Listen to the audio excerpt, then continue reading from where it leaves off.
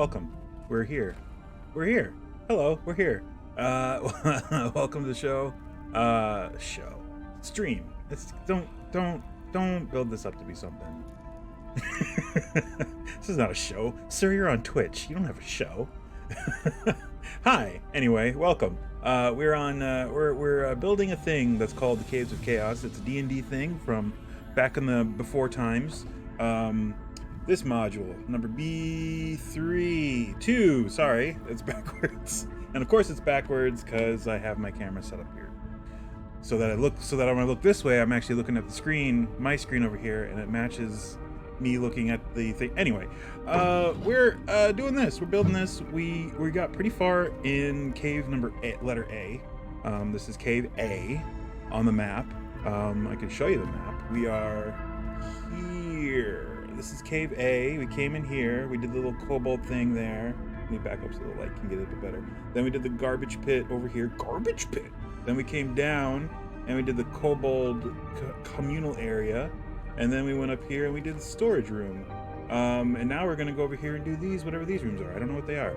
I'm not reading ahead because I do not do homework. We're just going to do it live.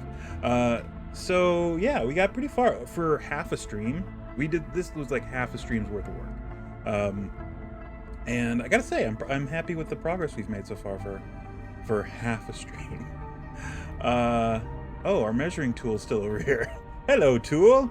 That is the height of the ravine, basically. So I think, didn't we came up 25 feet. Yeah. Anyway.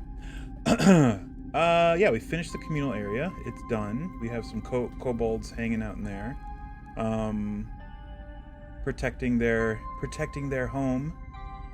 We have 6 kobolds on guard over here, and then we did the storage room here and the garbage pit where they throw all their poopy and garbage and stuff. And there's some rats and a bunch of compost. For lack of a better term. There is a pit trap here, which we did, and we can use the features in TaleSpire to, make it an actual pit trap that the players won't be able to see until you're like, hello, look, a pit trap. You guys are screwed. There we go.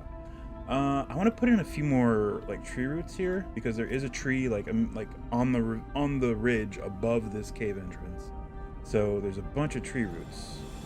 We're gonna go ahead and put a bunch, or a few more, just to make this cave opening look a little more,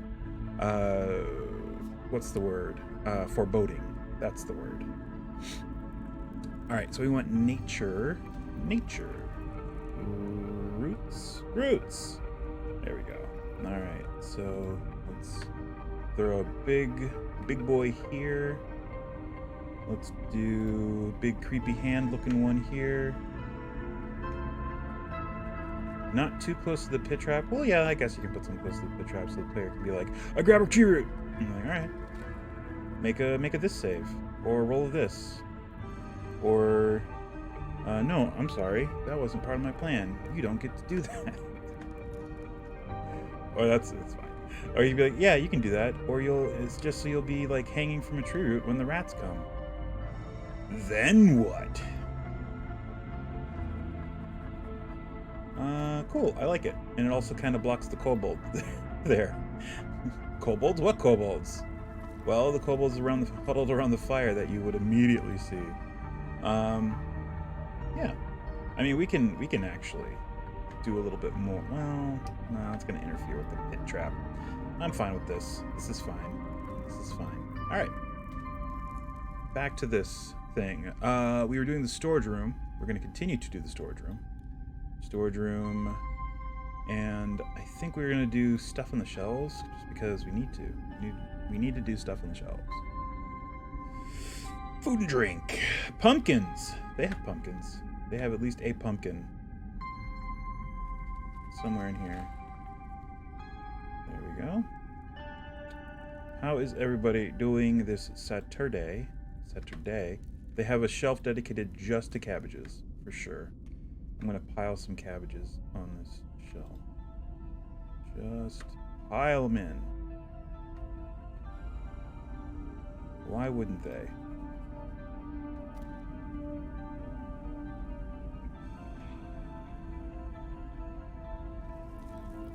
And we're talking stacks of cabbage. Not money, as would be the expected slang or euphemism. But no, actual cabbage. There we go. Whoop. Can't really see. The walls are there we go. Walls are a little tight. Stacks of cabbage. Nice.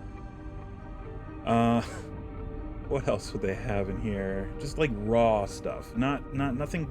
Ooh, a giant pumpkin. Big old pumpkin. Well, maybe not. Ooh, carrots. Sure. Probably have some carrots. They probably pull them out of the ground from the other side. Being in a cave. Anyway, underground. Like Bugs Bunny.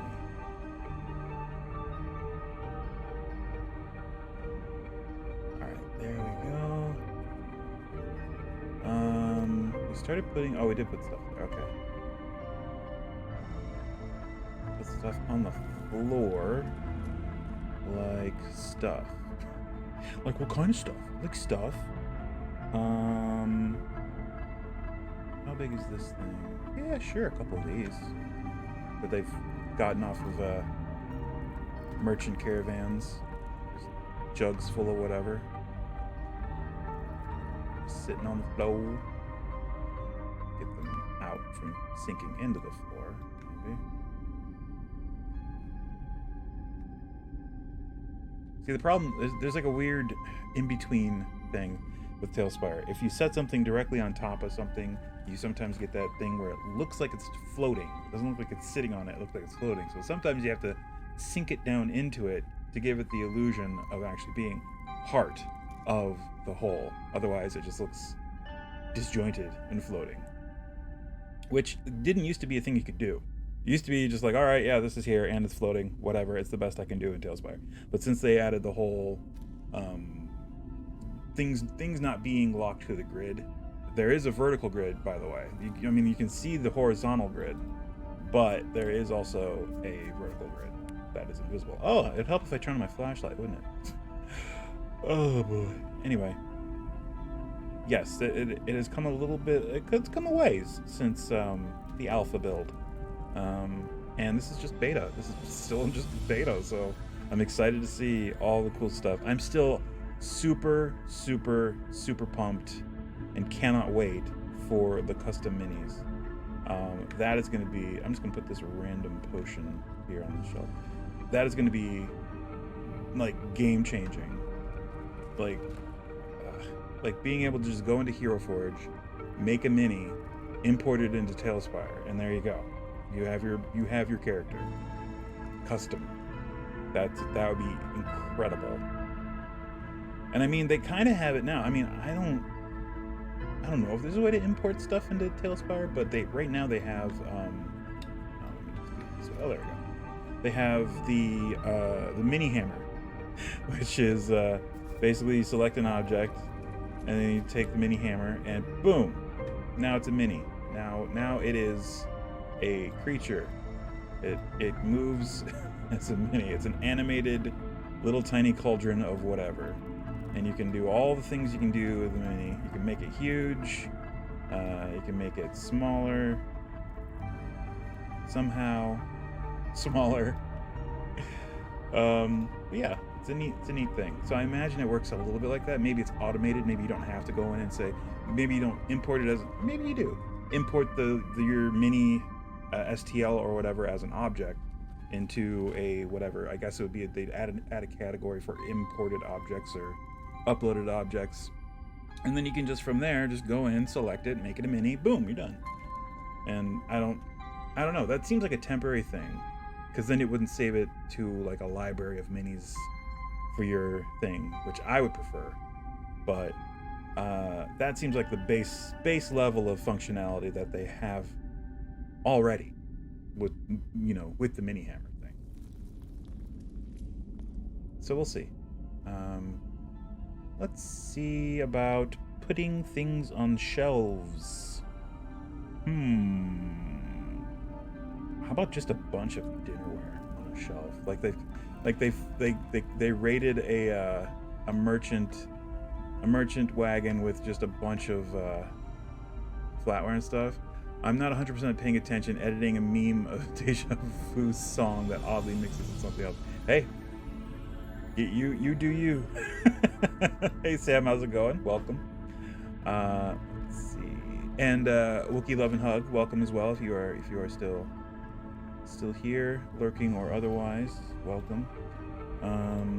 Let's see. I'm gonna put a bunch of dishes on this shelf, just erratically arranged. You on Twitter when it's finished. Oh, cool.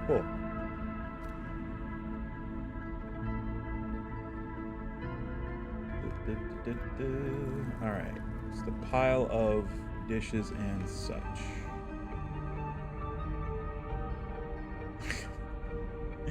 Nice. All right, that looks precarious. Perfect. That's exactly what we want. How about one more of these right on top, just to make it extra. Like if I pull one of these out, it's gonna come a tumbling and make a whole bunch of noise. There we go. Perfect.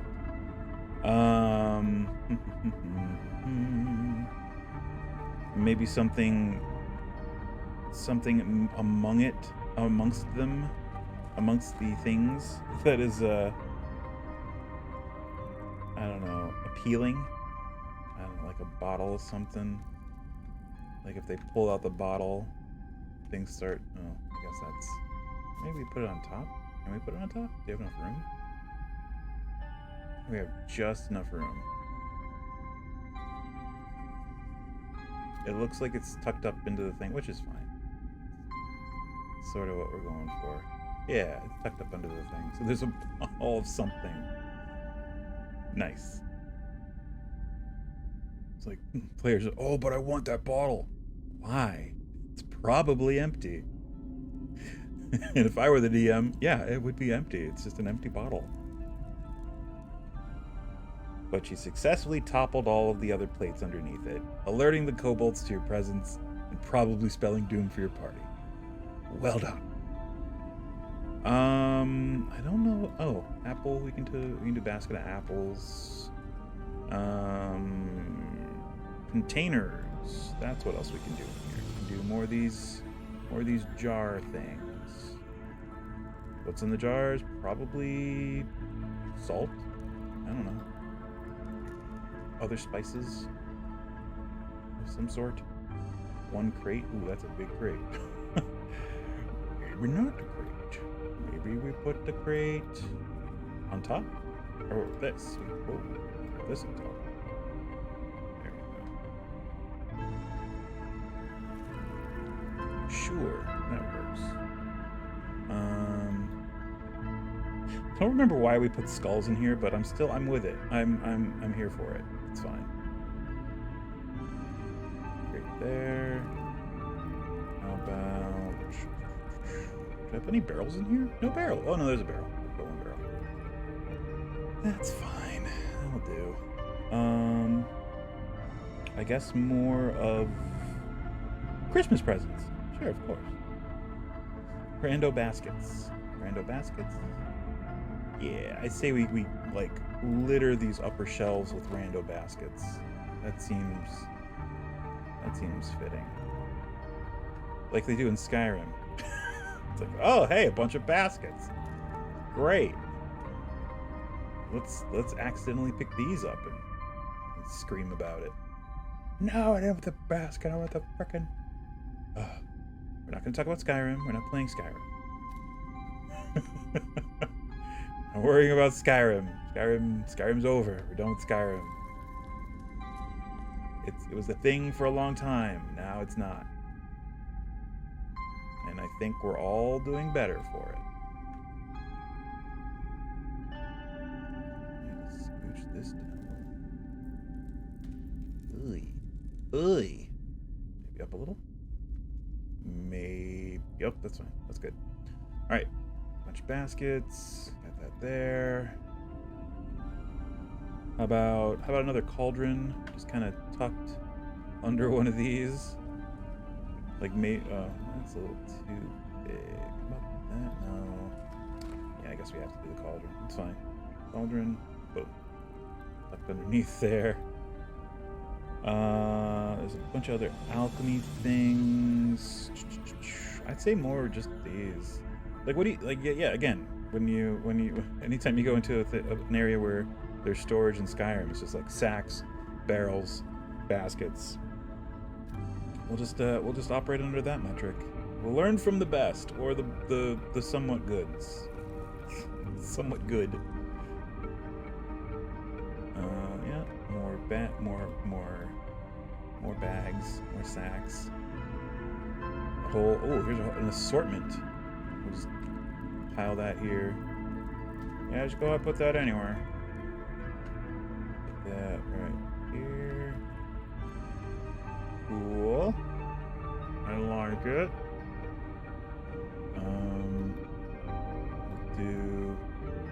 We don't want to make it look like it's overflowing with a bunch of stuff, because maybe they need to keep going out to get stuff. So we'll leave this completely empty.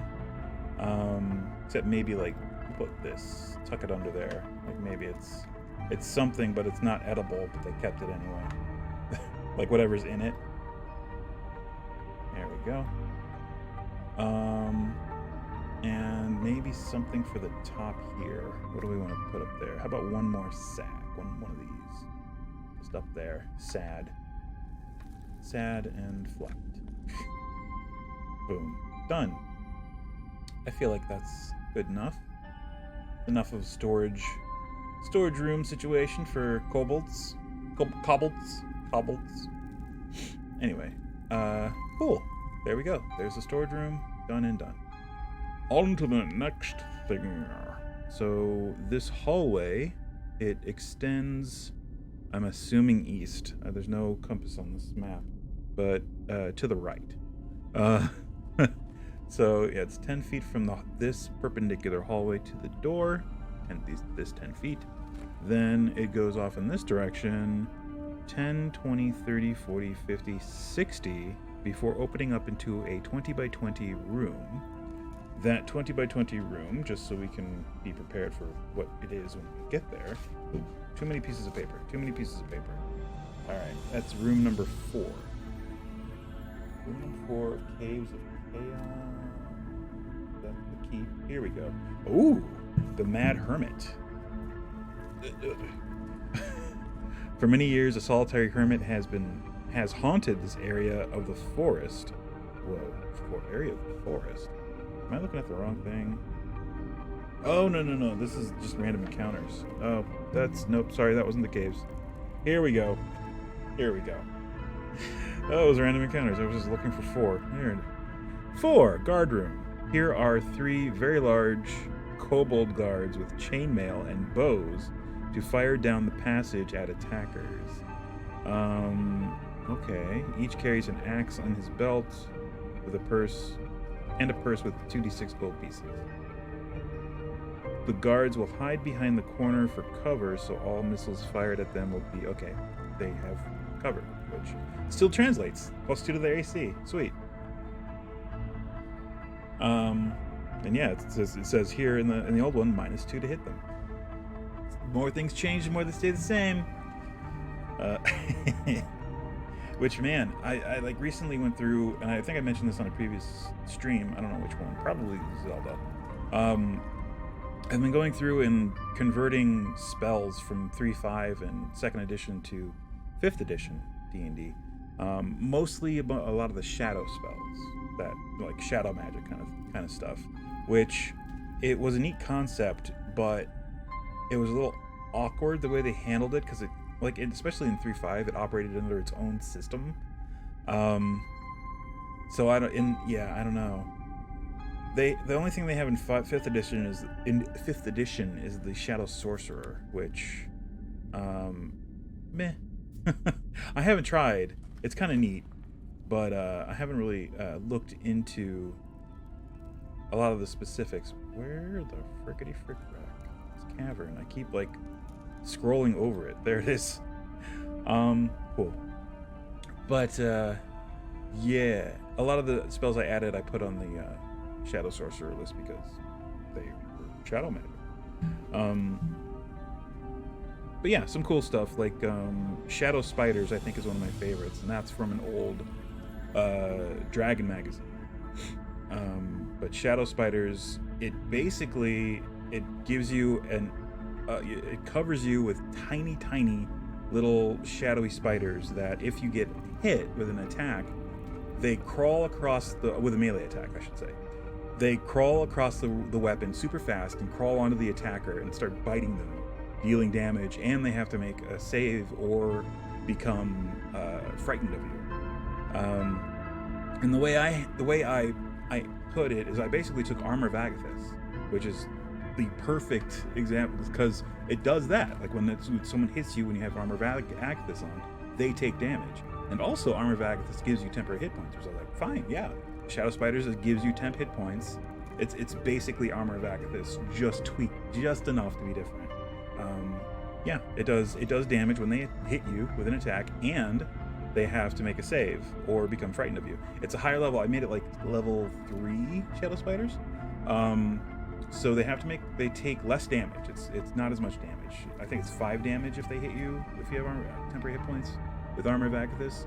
So with Shadow Spiders, they only take 3 points of damage, but they have to make a save or be frightened of you until the start of your next turn or the end of your next turn. One of those. And yeah, it gives you more temporary hit points to start being. Well, Armor of Agathis is what, first level, and it gives you 5 temps. Yeah, and then you can of course scale it, cast it at a higher level to get more temporary hit points and all that fun stuff, and do more damage when they hit you, which is not. I mean, the damage is flat, and they don't get a save. If they hit you, they take damage, which is nice. So yeah, I thought it was pretty cool. And I can't really take credit. Oh, I can't take credit for it. I didn't come up with the spell. All I did was convert it. So let me see. Where are we at? 1, 2, 3, 4, 5, 6. 6 total. So we are at 1, 2, 3, 4. 2 more. 5, 6. Done. All right. Are we too close? Nah, we're not.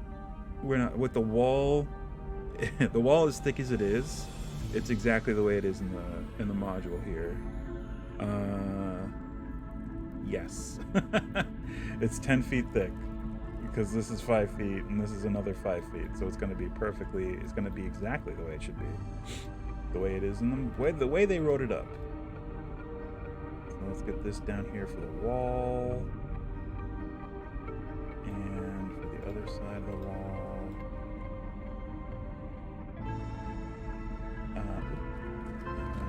Turns this way. This keeps going for another 20 feet, and then it turns and goes up that way. Whoop. It turns up here, and then it actually turns this way, and then goes this way. Haha, okay. Goes like that. And then another. Ooh, hold on. Do we want to do it that way or do we want to do it this way? I think we want to do it that way. Yes. Okay. And then, whoops. That's not where we want that. There we go. And then that is 30 feet, 10, 20, 30, and then it comes up like this, for 20 feet this way, 10, 20, and then comes back around,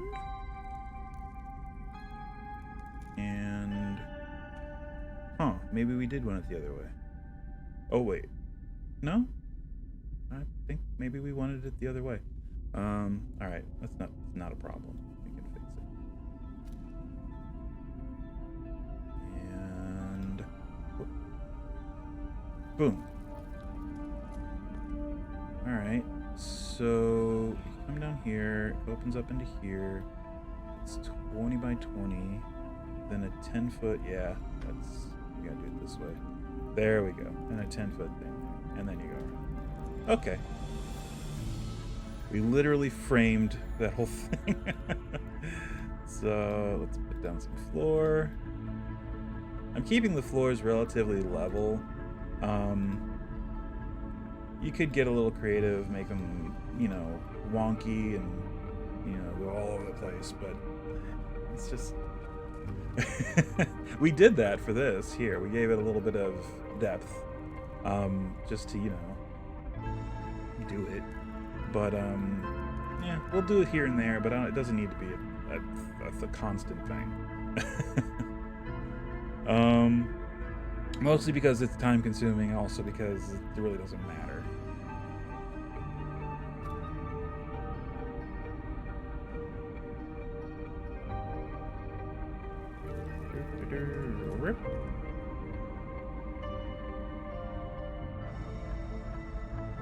I did some voice recording this week, and for those of you who follow the animated spellbook on the uptubs, are we like floating above these? They are slightly, just ever so slightly floating above the things. Oh well. Too late now. But yeah, for those of you who follow the animated spellbook by Mr. Zibashu, there's more incoming. I mean, of course there's more incoming, but there's more incoming that I have knowledge of that I'm going to be in. So keep an eye out for that. Going to be some funny stuff. And some of it is based on a game that I played with Z. So that'll be interesting. With Z. He didn't run the game. He played with me in the game, which is not usually the case. Usually Z is running the game. Or I'm running the game, and he's playing. But what the frickin'... Oh, sometimes it does that. There, now it'll let me. Another thing I could do here, I could just use one of these. Just to break up the pattern. And create a whole new pattern. There we go. But yeah, I'm not going to spoil anything. I'm just going to say these are going to exist. No other spoilers, no hints, nothing else. Alright, that wraps around. Did we want to do like a softer corner? We could do that. Which, I mean, sure. We could do that. There we go. Now we can just get rid of that. Sure. That works. There's actually going to be a door here. So, that works, I suppose.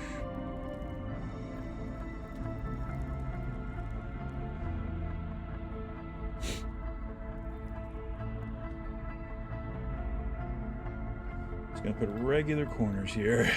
I know that feels kind of boring, but we're just gonna...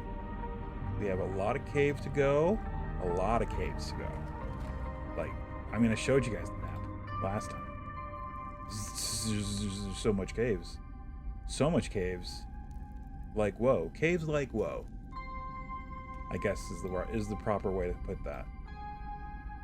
She's got caves like, whoa. Are these actually touching? Oh, cool. I don't really have to overlap them. Because it is... Oh, well, there's a gap there, but not here. So, alright. Well, we'll overlap that one. Boom. Done. Well, almost done. Sir, you're not done. There we go. And more walls. That's good. No gaps. Yeah, we got gaps.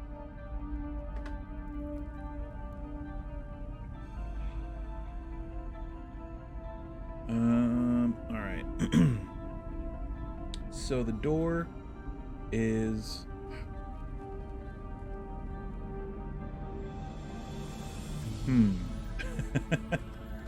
Now that I look at this, it's just like, oh, well, yeah, I mean, that is...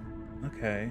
But this is 20 feet now, instead of the 10 feet it was supposed to be. So maybe we wanted to come in this way.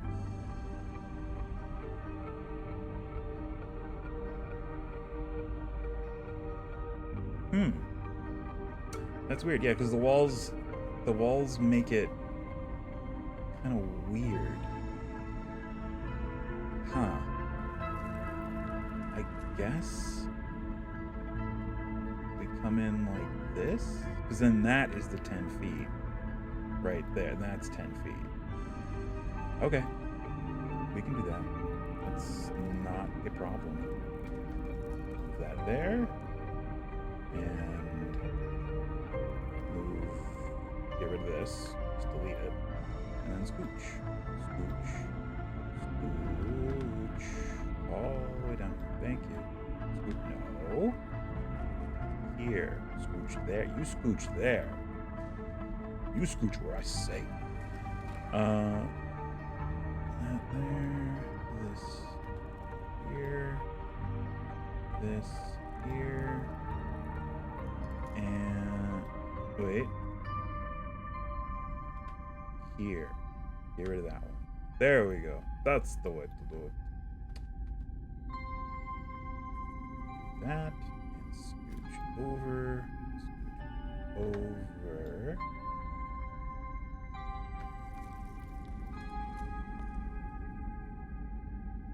And oop, that's the corner now. This is, there we go. So, oop, actually I kind of needed the, it's fine. We'll do, there we go. And, okay. I can definitely get rid of some of this wallage. Move this over here. Please go on the right layer. There you go. And then move this here. Oop. Actually be here. Aha. And then get rid of that. This we just flip and put here.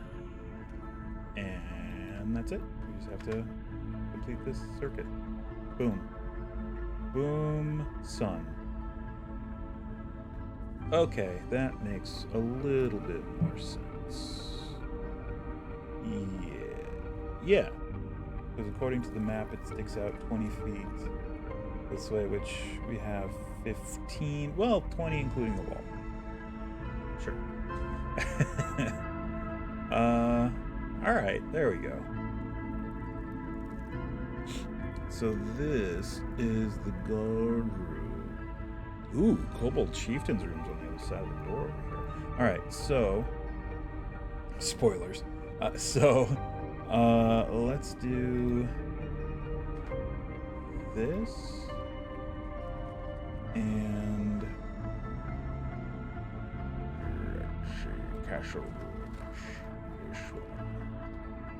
Do that and that, because the door's on that side of the passage, and then doors, and of course we're just going to use good old dungeon doors. Make sure it's opening the correct way. In. Nope, that's wrong. There we go. Now it should be correct. Aha. There we go. Okay. So there's that. And this is the guard room. 3 very large kobold guards. What's very large kobold? Isn't that just a lizard folk? Isn't that just a... I mean, I'm not wrong, right? This is just at a certain line. I mean, hey, Quick, build a different map. Then when people complain, just say, it's chaos. Exactly.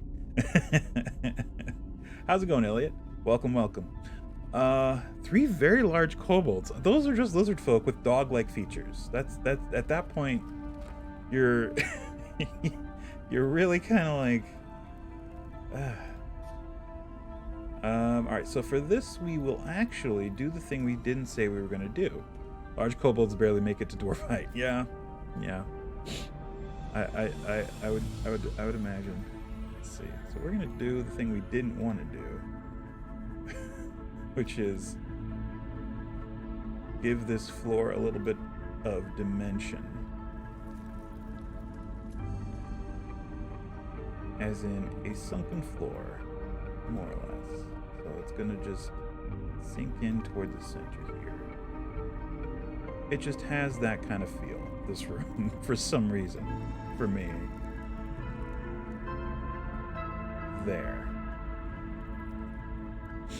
There we go. Done. And we are going to do... what do we want? Props. Camping. Let's do another one of these. Sunken floors are great if you're messing around. Yeah, messing around with water levels, absolutely. For sure. For this, we don't have to worry about water yet. There might be a point where there's like a water feature of some sort where we can't really do anything about it, because so far TaleSpire only has the water thing. They don't have like water tiles. That would be cool. I'm hoping for water tiles down the road. That would be very cool. Or just like water effects, like the fire effects. Like, oh, here's a fountain. Or here's a waterfall. Or here's, you know, that kind of thing. Some puddle tiles. Yeah, in the swamp stuff, there's a couple puddles, but about it. Alright, so 3 kobolds with good gear, and they're large. Very large. I'm sorry. They're very large. They're swole. Yeah, best we got so far, for sure. I could use Yuan Ti. Here's a big kobold now. I don't want to use Yuan Ti. Let's see. Humanoid. Are they in humanoid? They might be. Where is humanoid? Inhumanoids. Oh, there. There's a very large kobold with with stuff. There, perfect. They said very large kobolds. I'm putting down very large kobolds. Dunzo. All right. Works for me, man.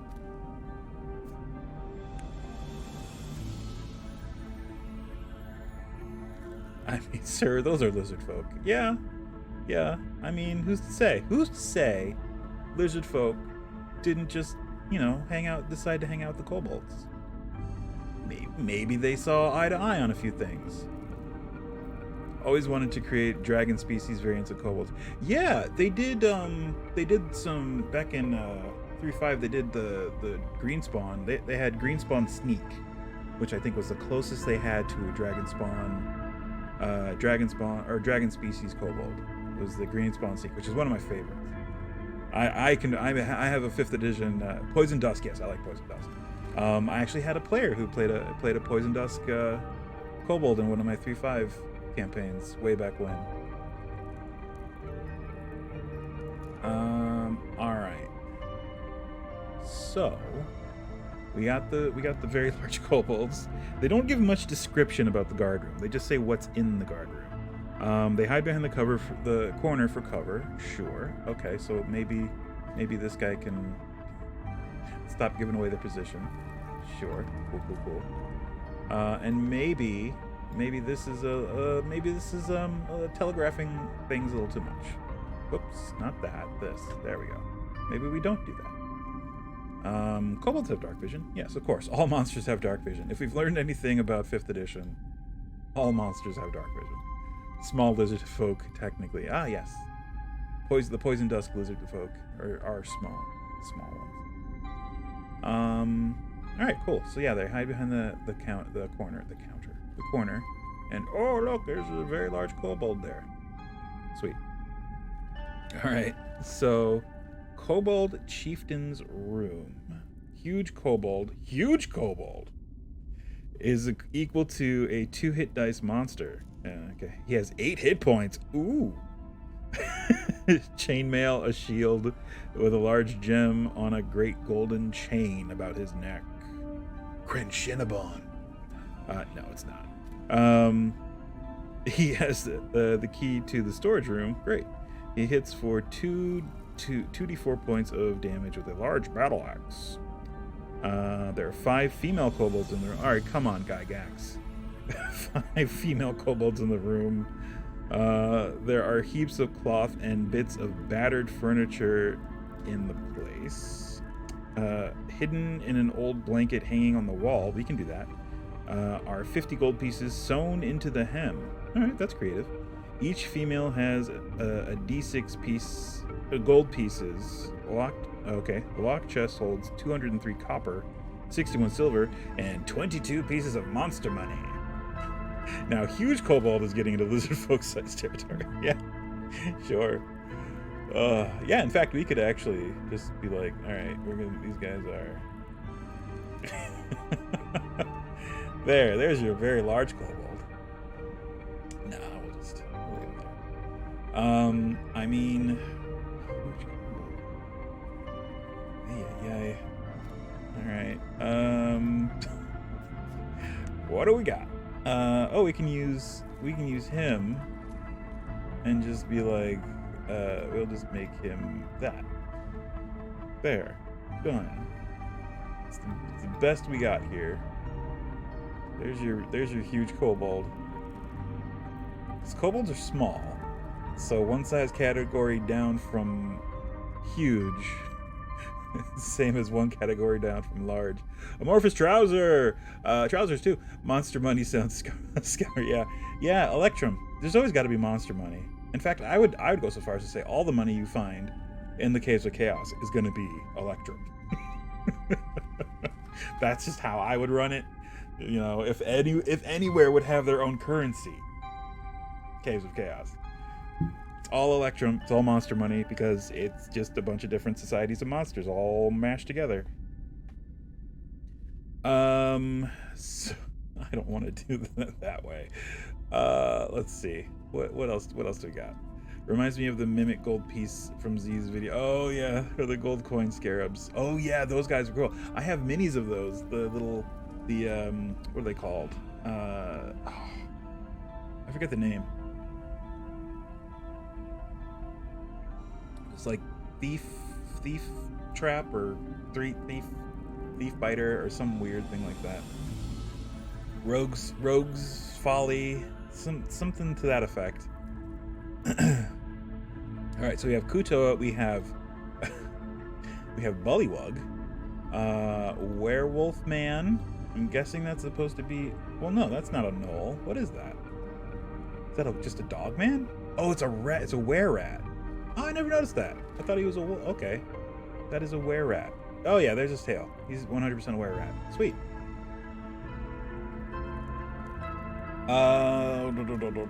They're gnolls. Made a custom swarm host zombie dragon that was infested with those. Ooh, that's cool. That's a neat thing. All right, we're gonna use. I guess we're just gonna use this, just because. And then how many other kobolds are in here? 5. All right, that's fine. And this room is gonna have. Well, actually, let's do the room first. Let's decorate this room first before we go. Putting down minis. All right, so marker. Where is it? It's not containers, not crafting. Is it furniture? It might be in furniture. Yes, it is. That's what I'm looking for. Perfect. Giant thing of rugs. And that is what is in here. He claimed all of the comfy rugs and stuff from the caravan raids. And yeah, we'll just do a bunch of this, and we're gonna put posts up to support that one. Do that. And is there a second? Yeah, there is a second one of those. I knew there was. He has his own textile shop here. Right there, maybe up just a little bit. There we go. Let's see. We'll stack these back here. So it's like a big, comfy throne.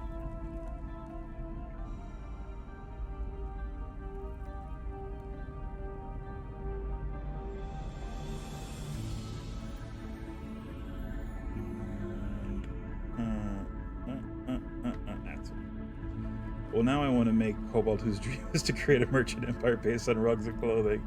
I mean, that would be sweet. Oh, here we go. We got a different one here.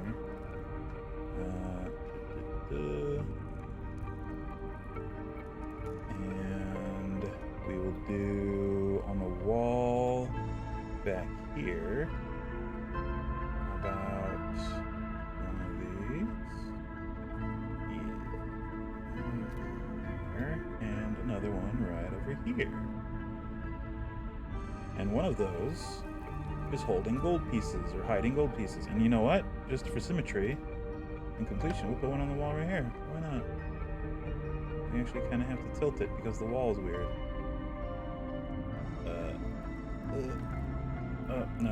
No, there's no angle that makes it work better. So we're just gonna put it like this. That's fine. Done. All right. So there's that. We do have. There's also the bearskin rug, which I think we're gonna do. Where is that? Oh, also these.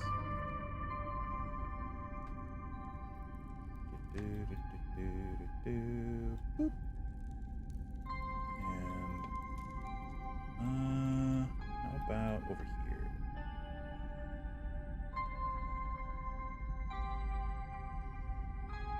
Tilt. There we go. Where is the bearskin rug? I guess it's Misk Interior? Yep, there it is. Boop, bearskin rug. Excellent.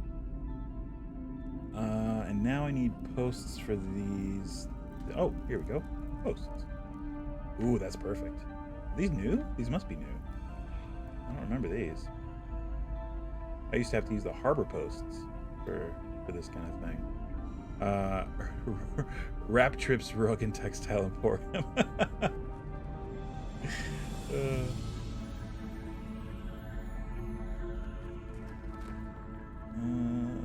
That's fine. I could possibly convert it there. Boom. Whoops. There we go. And too far down.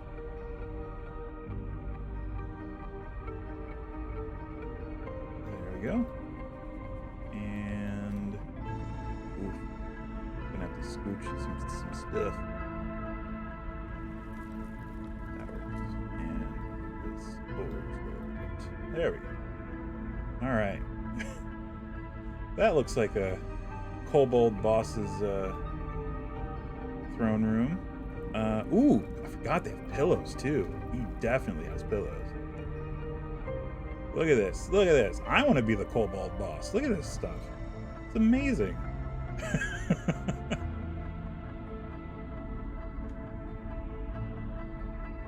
Whoops. There we go.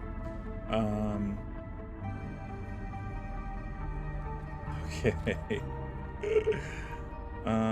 What else do we have? Oh, one more with tassels. We'll just put these for the kobold females or males. Maybe the kobold. Maybe it's a kobold queen. Yas queen.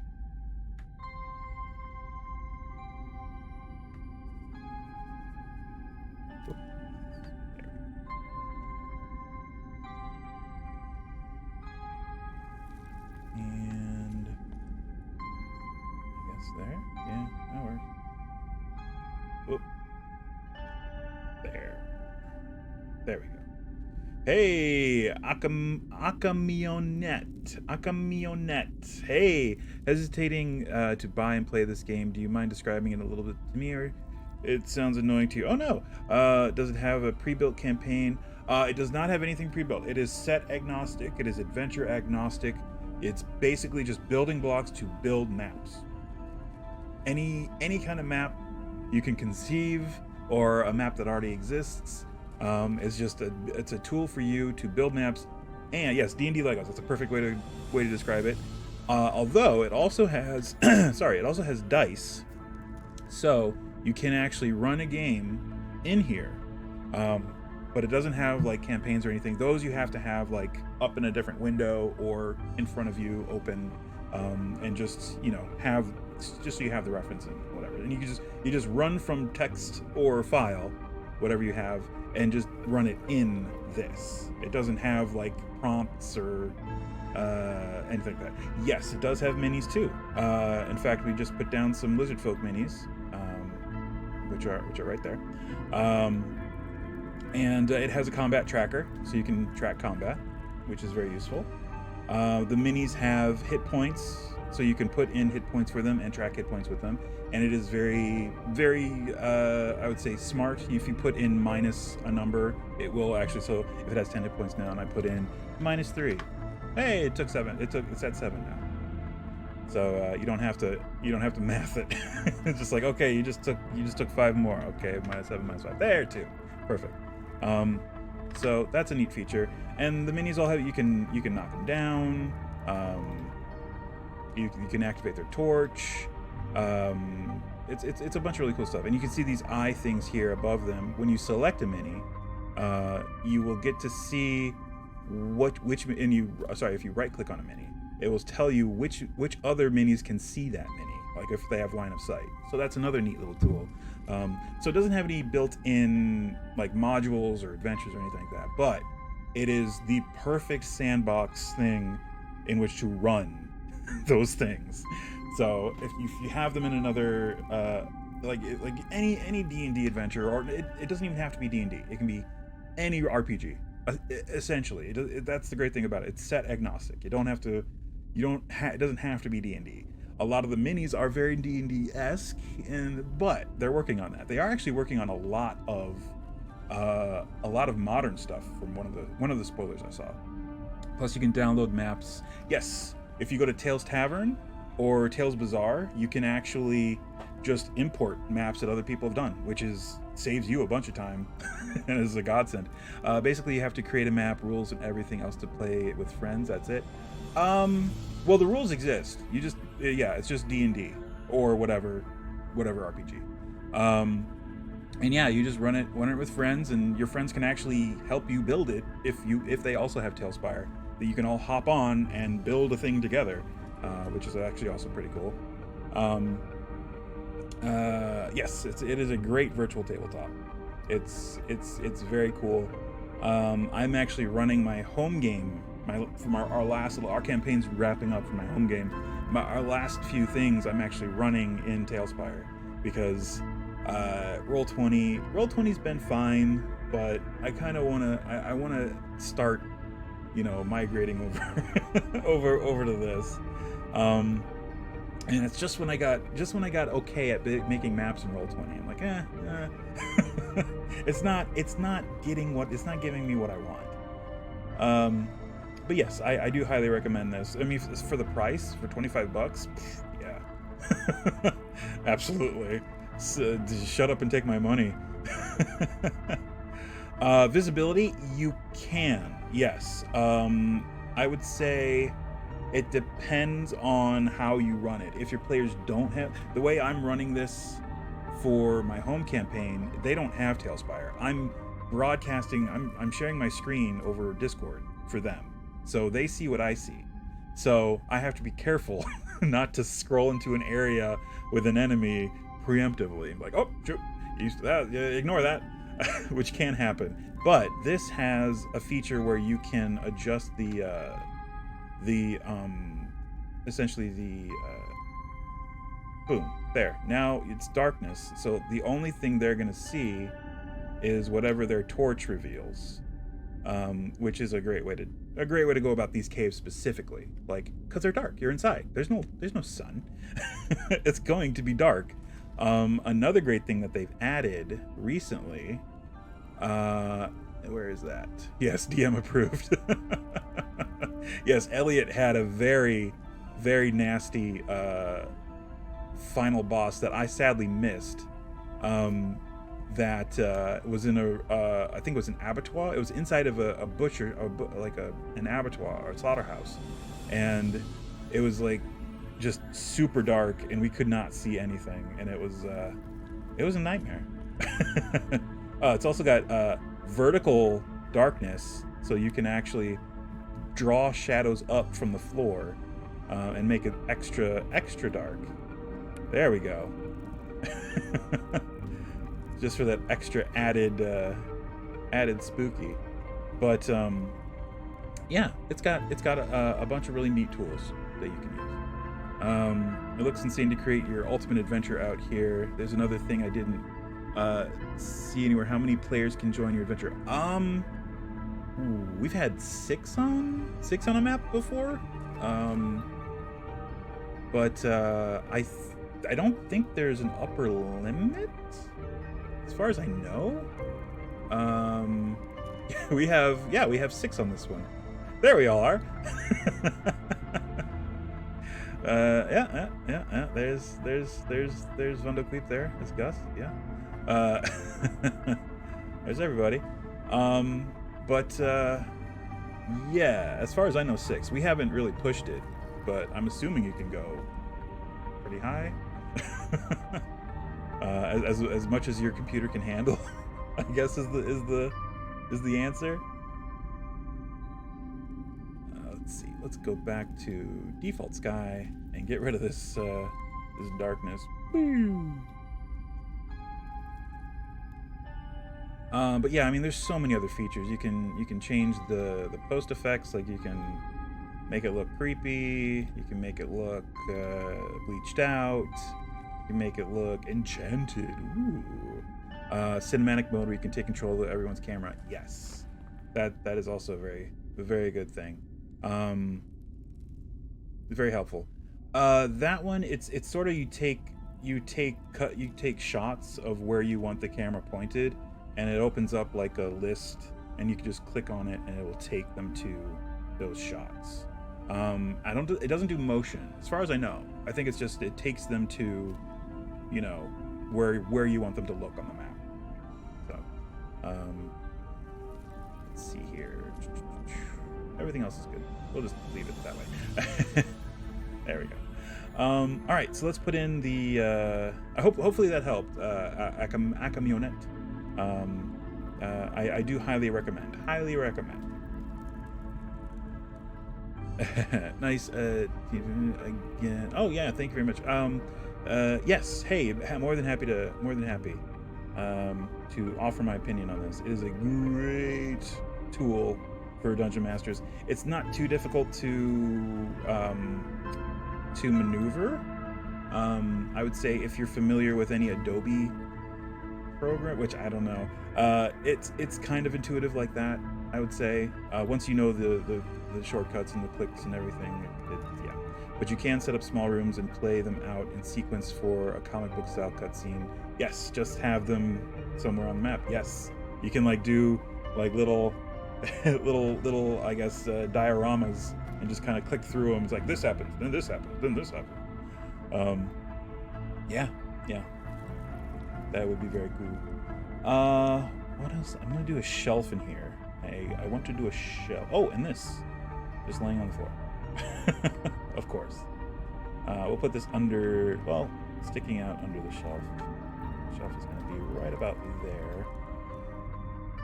And it's going to be very similar to the other shelves we did, which will be... Aha, yes, this. So it's just 2 of these smacked together. Boop, and up, boop, boop. And sure, we'll do another layer, or another level. Make sure I'm lining this up right. Looks about right. Well, not so much, but that's fine. We can scooch it. Ooh. Yep, that's fine. Questionable build. Hey, but they're kobolds. They can manage making traps. I would make this room trapped. AF. Trapped AF. That's just how I would run it. This says nothing about traps in the module, aside from the pit trap. I would add a bunch of traps. In fact, you know what? You know what I'm going to do? And I have to do this just because it's a new feature. Where they actually have traps and treasure. Lever on the wall right near him.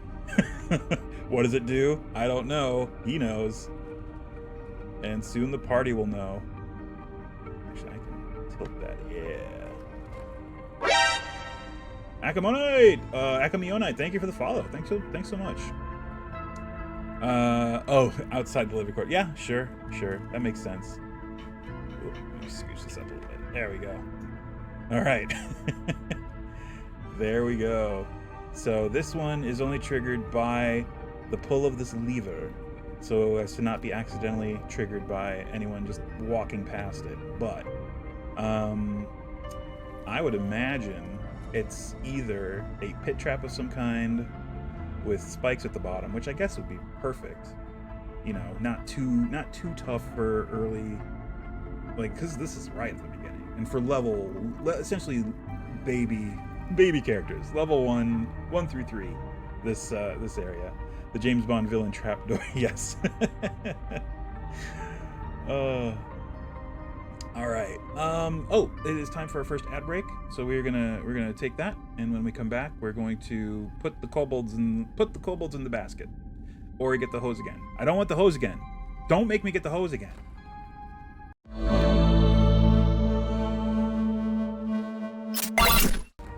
Hey, we're back. So over the break, very short break, I just went ahead and rearranged these tiles so that this tile is central.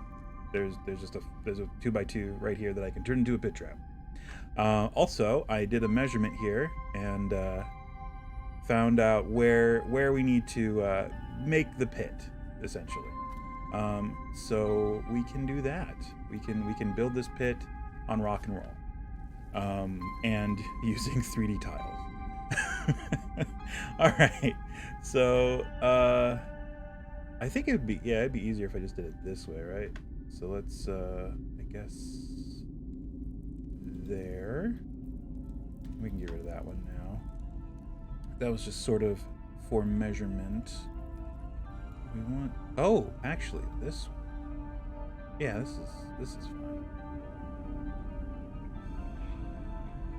Yeah, it's more pity if we do this one. Cool. I just need to adjust this with some gap filler. There we go. There. Perfect. All right. And at the bottom of this, whoa, not quite. These are a little too high. There we go. All right, so here we get to use our traps and treasure things yet again. Oh, it's in props. Where are you? Traps and treasure. Aha! Spiked pit trap. That makes it worse. It makes it so much worse. I guess we can sink it in and just show the spikes, right? Yeah, cool. Don't need that weird rusted metal looking plate behind it. Although that would be bad too. And how about some right here in the middle? Just to make it that much worse. Down a little bit. There we go. Got a fun pit trap idea. I've never used wooden spikes at the bottom, but after a person falls and is impaled, the trap casts sticks to snakes. That would be awesome. Why did it have to be snakes? Well, it was sticks until you fell down here.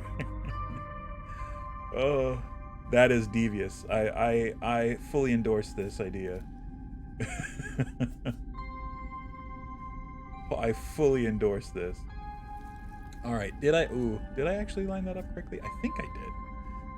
We'll find out. I might have to scooch it. Let's see. Add a hide volume from here over and then down. Just down. I did! Haha! Hooray! It worked. So toggle visibility. Boom, boom, boom, boom, boom, boom, boom. Pit trap. Open. Haha. Click off that and tab. Boom. We're back in the realm of building stuff. My favorite thing about the trap thing, or the switch, is that you can use it. Haha! And haha! So cool. On the shelf, I'm gonna put little containers for the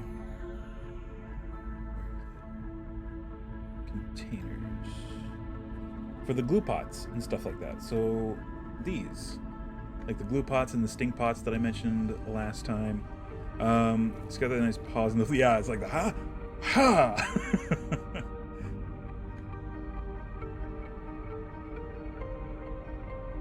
Let's see. So these are going to be like the glue pots and the stink pots that I mentioned last time, which was one of my favorite things about the Kobolds in 3.5. Or no, that was 4th edition. I believe that was 4th edition. They had just their slings. They could instead of doing just sling bullets, they also had the glue pots and stink pots that could either I think it was poison you or make you lose an action or something like that, or slow you because you get all gummed up. I forget the exact mechanics of it, but it was something like that, and it was very. I thought it was very well done. I liked that. It was like it added that level of. Oh, actually, that's. Oh. Can't see. Focus. Whoop. Custom rules for sling ammo. Oh yeah.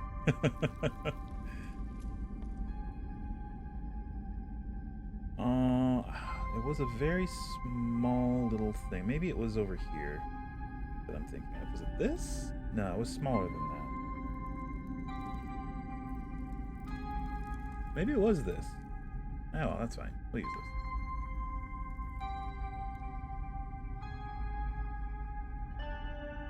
Just a bunch of these just up here at a very precarious place to put a bunch of glue pots, but hey, whatever. And of course, I'm going to have to put in a ladder because kobolds are little tiny short people. So let's see. Ladders. They have their own menu. We want... Well, first of all, we want this. I want it to be about there. That works, right? About level with the other. Whoa, hello. How did you? Whoa. What is this? Whoa, what is happening? There we go. I don't know how that happened. Okay, so it needs to go on just a little. Whoops. Oh, my menu's in the way. That's why. Close. There we go. Aha, there, now it's working. I like hollow clay or glass balls filled with holy water. Yeah, even wanted to make a cleric that hollowed out crossbow bolts to slip glass vials into. Yeah, that'd be very cool. In my home campaign, I either made the mistake or had the devious plan. The two are so often interchangeable, to give my players some beans from the infamous bag of beans. Only like 4. I think I gave them like 2d4, and I think it came out to 5.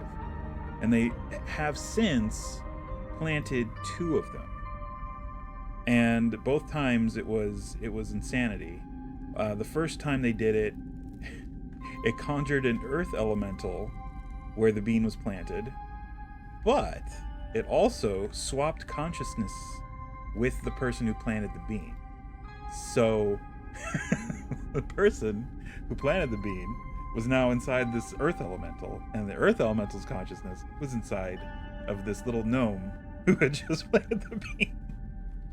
So the gnome does what an earth elemental does, which is go to the nearest thing in a fury and start pummeling it uselessly as this 8 strength gnome who ran up to a party member and just started like bam bam bam bam bam. And meanwhile, the gnome's mind is inside the earth elemental, just tearing stuff up. Like, oh, this is fun.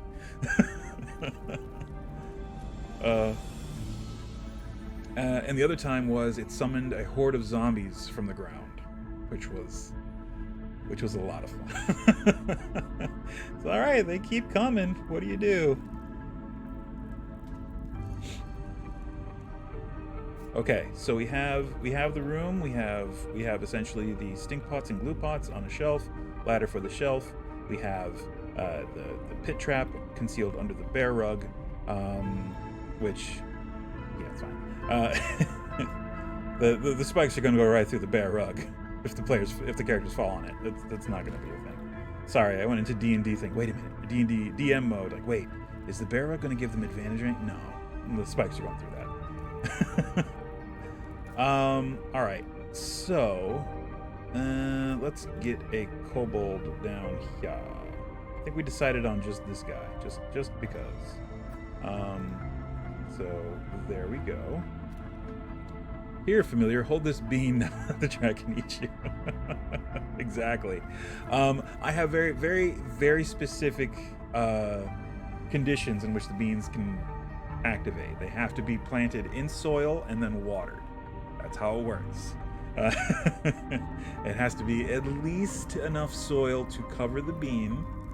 I would say, I don't know, yeah, at least enough soil to cover the bean and contain the water to water it.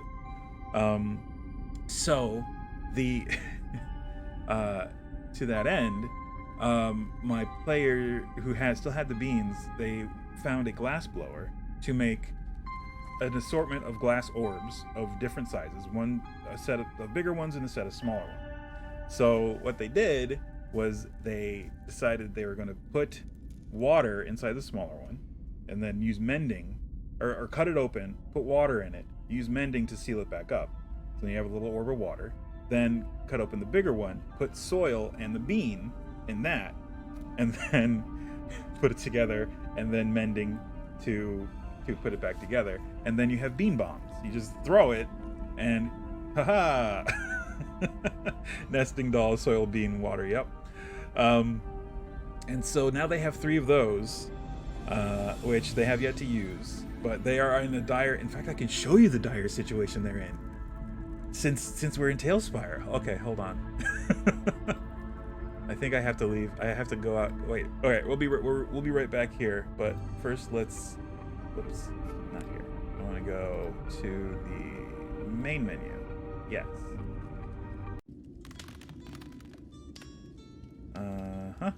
And this one, and okay. So they are in the Anorok Desert, in Forgotten Realms, and the entire situation, I say opportunity, exactly. So they're in the Anorok Desert. I don't have any music playing because when I broadcast my screen, when I share my screen with them, they don't actually hear anything. So I didn't have anything. We'll just go with good old wizard smoke because I like wizard smoke. So they are in a Netherese ruin in the Anorok Desert. And I did not make these portions of the map. I pulled these from Tales Tavern. I don't remember the name of the person who did it, which I wish I did, but it's 2 separate things. This slab was the thing, these rocky canyons, and then this part down here was its own thing. And this is really hard. Sorry. Let me do that, and let me do this. Okay, now you can actually see stuff. Yes, these rocky canyons I did not do. I pulled those from Tales Tavern. I wish I could give credit, but I don't remember the name. Same with this. I did not do this part. I touched it up a little bit here and there, but I did not do that. So there's the opponent. There's the gnome that has the beans and the bean bombs. So right now they are here in this ruin. They are fighting an Etten. They killed a couple Etten. There's these nasty Etten. They're variant Etten. They're nastier. So they've killed their way through 2 of them already. Their giant cleric is currently, Goliath. He's a Goliath. Cleric is currently prone. We have another Etten that they're still fighting. These mummies are not mummies, they're tomb tappers, which have appeared because they started casting spells. And the entire party are inhuman spellcasters. And tomb tappers are attracted to non-human non-human spellcasters. I gave them a percentage roll. They had to roll incredibly bad to have them show up. They rolled a 2 on a percentile, so they showed up. So yeah, it's one burst through the wall here, and one burst through the floor over here. He burst up through the floor. So yeah, it's a bad time. Tomb tappers are really nasty. They haven't even been in any other rooms. They started to go into this room, and then the Etten came out and started attacking them. They're in the frost. No, this is completely. I pulled this map from the Honorok 3rd edition module, which was a part of 3 books. It was it Cormyr, Shadowdale, Honorok? Those 3 books from the Forgotten Realms 3rd edition thing. It's a whole thing about Mystra and trying to shadow magic and stuff. I really liked it. I ran part of it back in the day. So I pulled just this map from there, and I'm just using it for my own devices essentially. They haven't even been in this room, which has a bunch of Earth Ganassi, just kind of hanging out. It's a good one. I recommend it. There's some neat stuff in there. If I it's been a while since I actually ran it. I didn't even get to this, but I didn't even get to Honorok. We got halfway into Cormyr when 4th edition came, and everyone was like, "Let's play 4th edition." Like, all right. And then everyone hated their characters after the conversion, and then we stopped playing. So that was fun. So they don't even know what's over here, which is an iron golem. In fact, there are 2 iron golems. There's the other one. Going about their business, guarding the entrance to the further in, which takes them. So this part of the map I did do. This is my doing, which was very, very quick and dirty, because I had to get it done. Yes, iron golems are incredibly nasty. The party is high level though, so I made sure that it was okay. They are up to the task. While not tactically, because they are consistently not very tactical, they do have the power to take care of it. But it leads down to this sort of twisted staircase, which these are the stairs, and then it twists because these are the stairs on the wall, and into the old chapel from this Netherese floating city, which is now a submerged or sunken ruin, and a statue of a Monitar, the ancient deity of the sun, which that's the closest I could do, but golden circle, whatever. And another thing I took from the module is Algothra the Mad, who is a researcher who is researching just the old Netherese ruins in general. But yeah, it's got its own thing. But yes, this is Algothra the Mad, undead somehow undead, and possessed by the remnants of a Monitar, which is the vestige, warlock, Pactbinder vestige, that kind of thing, of Amon, who is a pretty nasty thing, or at least, it's pretty nasty. But yeah, so one of the party members has a sun sword that is cursed, and it's tied to a Monitor and the old Netherese flying city of Synod, and that whole thing, and it's a whole thing. But he's trying to get it uncursed, and it's leading them here. It was a whole thing. I was right. There is a 5th edition Tomb Tapper, and yep, yes, there is. They're nasty. They're pretty bad. But yeah, it's this whole thing, and they're gonna fight their way down here to get to Algothra, and it's gonna be a thing. And I have things hidden in the DM layer. This is a dream vestige, which is Amon, essentially, an incarnation of Amon, and the thing pulling the strings is a beholder. So, so they're gonna have to fight that, and then a beholder. Oh, that's gonna be fun. I'm excited for that. So yeah, the gnome was like, nope, and he got out to the mouth of the cave as soon as the Tomb Tappers showed up. Wise. Very wise. But yeah, that's what we have going on right now in that game. Let me get this leveled back up to where it's supposed to be.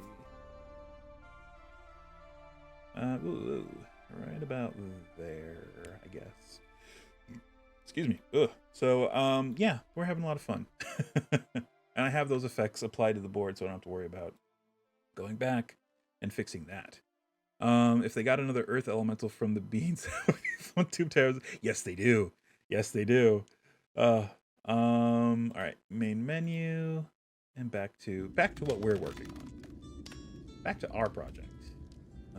Boop, and this, and it should take us right there. Yeah. Okay. Cool. All right. So 5 other kobolds. Whoop, there we go. Always forget you have to hit spacebar. It's a weird little quirk. Some would say bug. I call it a feature. Let's see. Humanoid? No. Monsters? Is it monster? Where are the kobolds? I think they're humanoid, right? They gotta be.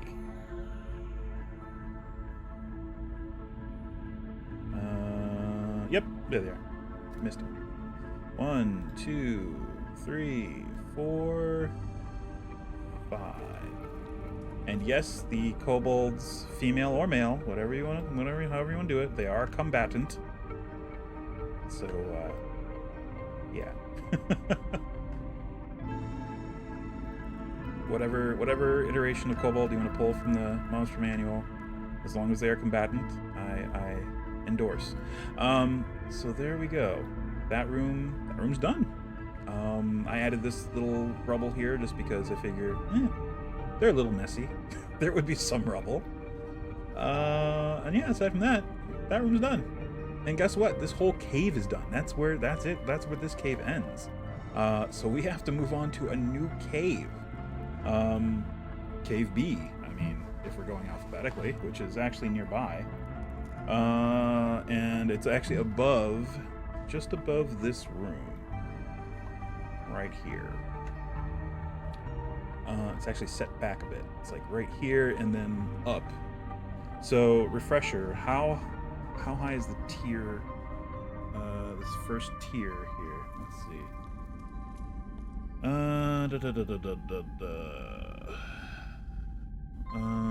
Caves of Chaos, 400 feet.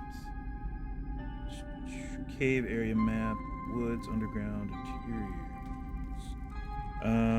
Otherwise, all underground areas natural hewn from living rock. Surfaces are rough, easy to climb for a thief, with small ledges, minor cracks, small openings, etc. Woods underground. Okay, either side to a height of about 100 feet or so. All right, doesn't say where how each, maybe it says it here? Oh, yes it does. So that is 50 feet. 25 feet. It's right there on the map. It's kind of hidden, but it's right there on the map. Got another earth elemental from the... Oh, yeah. I already read that one. Sorry, I'm going back and forth here. So 25 feet. So, let's see. So these are essentially 10 feet tall. Okay. That's pretty good. So let's go ahead and finish off this entrance, cave entrance, with another one of these. And that will be about 20 feet right there, just from doing this. And there's your cave entrance. We can rough it up a little bit more if we want by adding other rocks. Oh, excuse me. Did not mean to do that. But I think that's mostly fine. Let's see. Let's go nature. Nature rock. And there it is. That's the rock. The rock. Starring Nicolas Cage.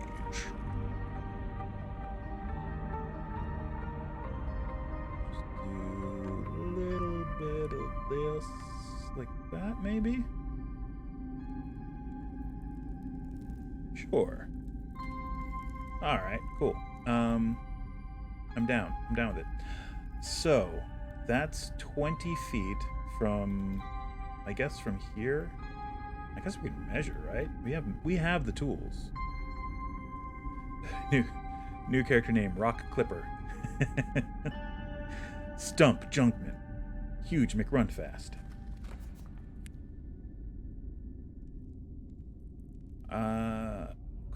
We want the nice solid block from the Morgoth tile set. Where is that? It's under stairs, right? Yeah. All right. So 1, 2, 3, 4, 5. There we go.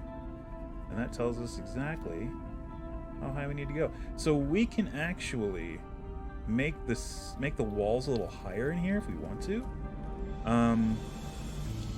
but I wouldn't go too high because we can maybe go another 5 feet in places if we want to, or we can just leave it. I mean, we probably want to cover it in case the players start in a different cave, that kind of thing. Had a dwarf named Rock Boulder Pebblestone. Perfect. Probably want to cover it, right? So we won't bother with covering it right now. That's tedious. We can always come back and do that later. Good trap there.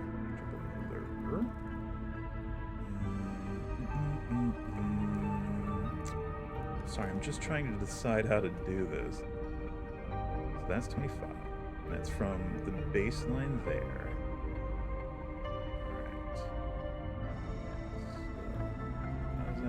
Translate over here. Oh, interesting. It's halfway through that. Alright, that's fine.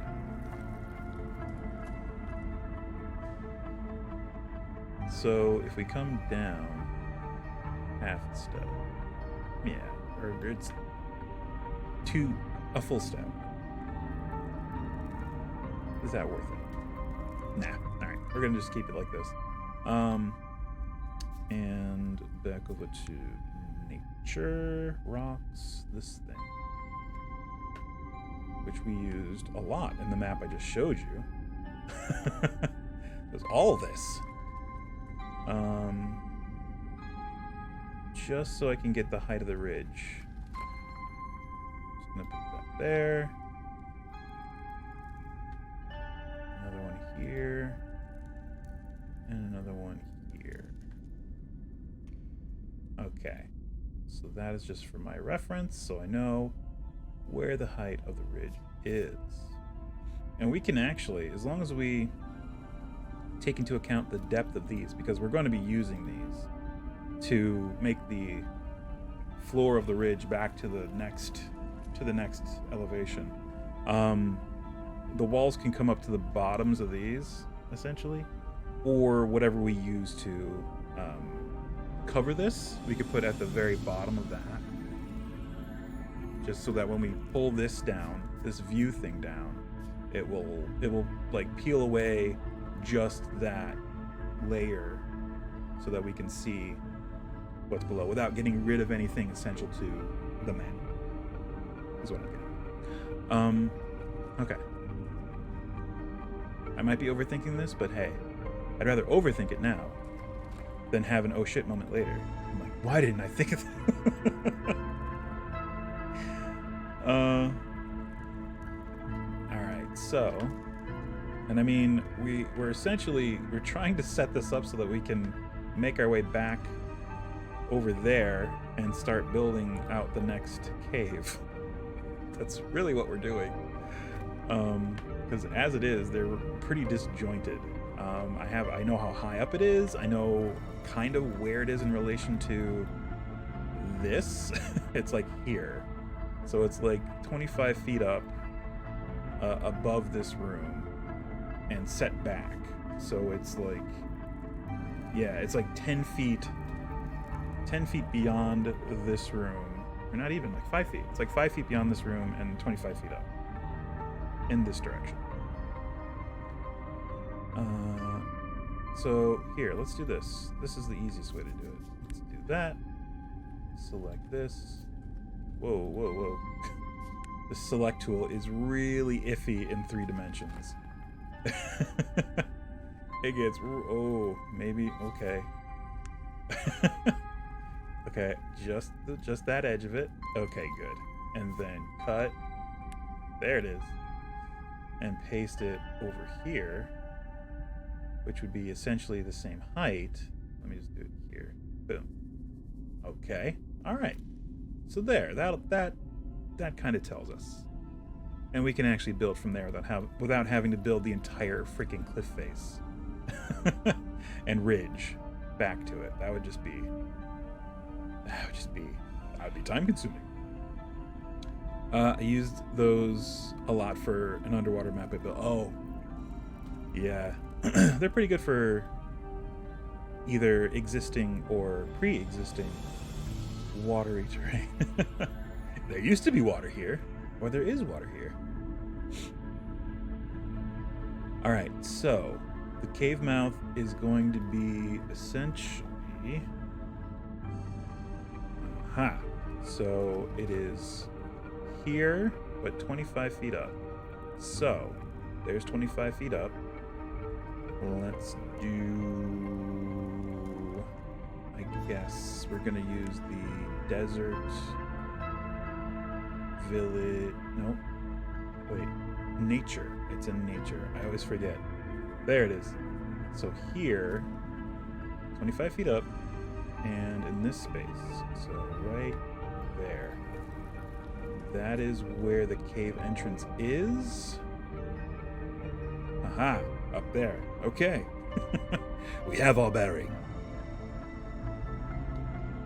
So now we just need to build into there. And we're gonna do very similarly to the other one. Let me grab one of these, and we will make the cave mouth.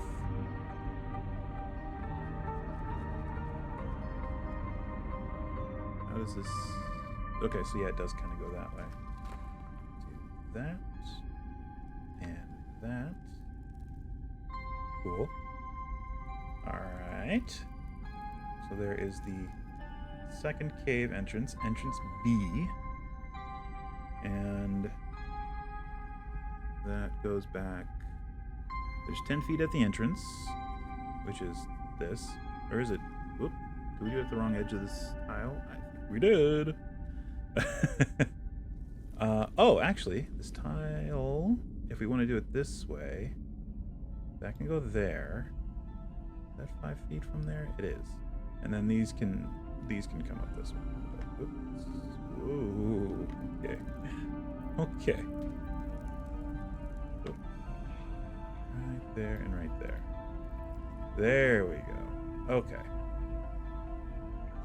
That's better. those layered slate cliffs look great tinted underwater. Oh yeah.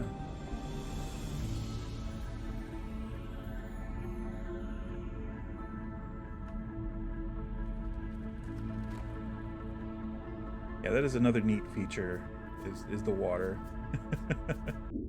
I especially like that. How it muffles the music. It's so great. A nice little polish. They didn't have to do that. But they did it, and I appreciate it. Alright, so that, yeah, and this whole area here, from here to here, is going to be just the level above the base level down here. It's just going to be from the opening of the cave mouth to like over here is just going to be just a steep.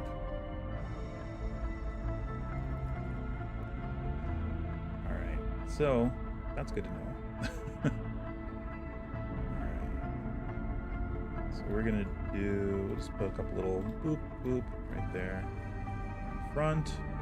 Okay, let's focus on the cave. So we want cavern again, and we will do that. So that is, maybe we'll, oops. Oh, okay, we're fine. Do this. There we go. And then, so that's 1, 2, and then it intersects there.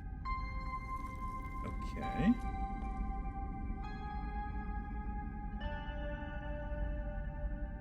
And we come to our first room over here, which is kind of a 20 by 20, sort of. It's a little wonky. It goes that way, that, and of course we're gonna do areas for the walls, which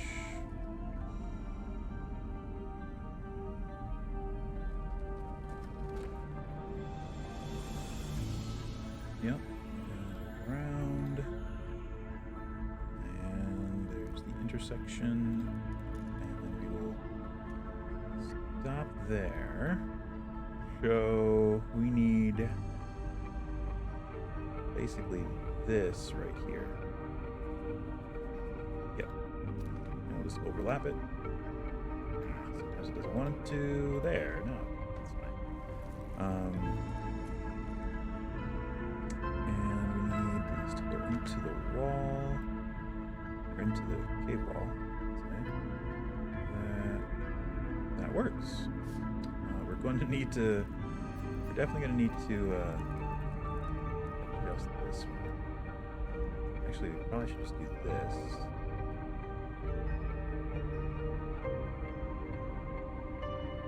There we go. And then that's going to come back around back show. And this corner is a little right? Yeah. Okay. Wait. Yeah, each square is 10 feet. Each square is 10 feet. Okay. We were looking for this. That's what we're looking for. To kind of cut the corner here a little bit. Because there is a soft... It's a soft corner. Oh, we can even delete that whole base tile. Sweet. And then let's see, overlap this way. Sure. That. Ooh. Also fill in that gap. Cool. And keep it going.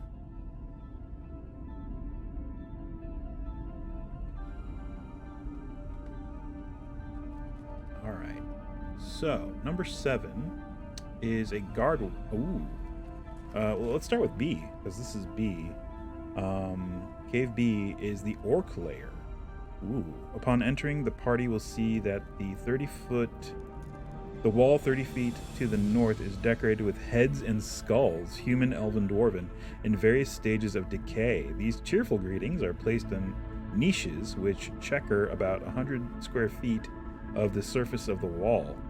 Close inspection will show that one is orcish. Sounds of activity can be heard from the west, but all is quiet to the east. Okie dokie. So for skulls, we have really just a couple things we can use, but it's a little weird here because we can just use the piles of skulls, right?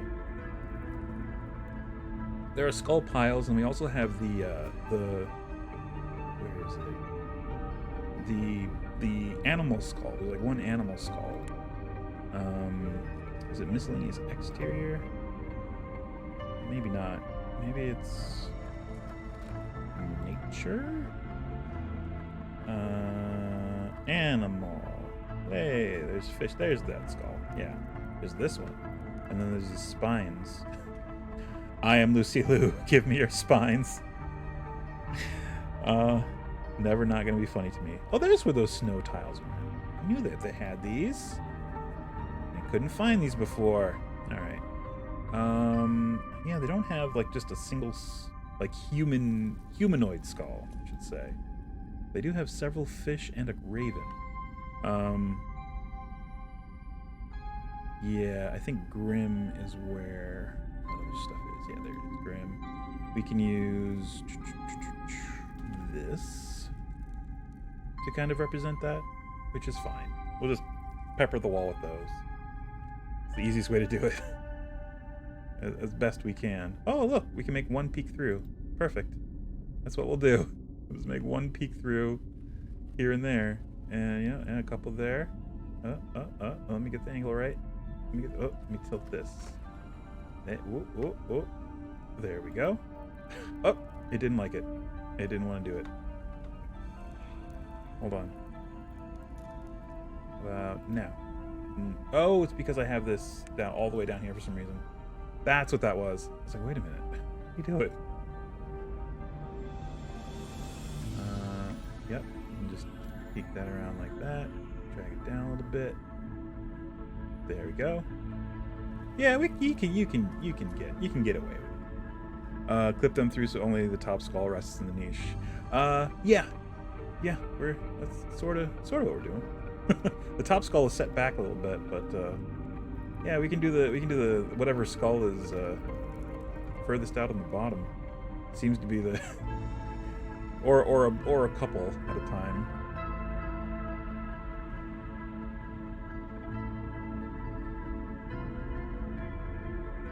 Ugh. Sure, kind of works. Just kind of go like that. It doesn't have to be perfect. Just so it gets the point across. Ooh, that's kind of. Ooh. Hey, there you go. There's a couple peeking out there. All right, and about there, a couple, and one right here, and more right here. Sure. And a couple more right there. Cool. There you go. That's more or less the idea. They said there are also some on spikes and in niches. We do have there's the miscellaneous exterior palisade. Aha, pikes. These are big. That's a big pike. Okay. That's a little too big. We could probably use the pit trap spikes. There's also miscellaneous interior. There are these, which are smaller. They're not wooden, which I don't think matters, but they are pikes and spikes. Let me look at the trap real quick and see exactly. And now they have wall spikes. I like that they added the wall spikes. Because when you have a reverse gravity trap, wall spikes are essential. Oh yeah, this will work. This is fine. You can just put it here and sink it into the wall a little bit, and there you go. There's your little pikes there. We unfortunately do not have single skull. Yeah, gust of wind. Yeah, that's also good. Oh, so much fun.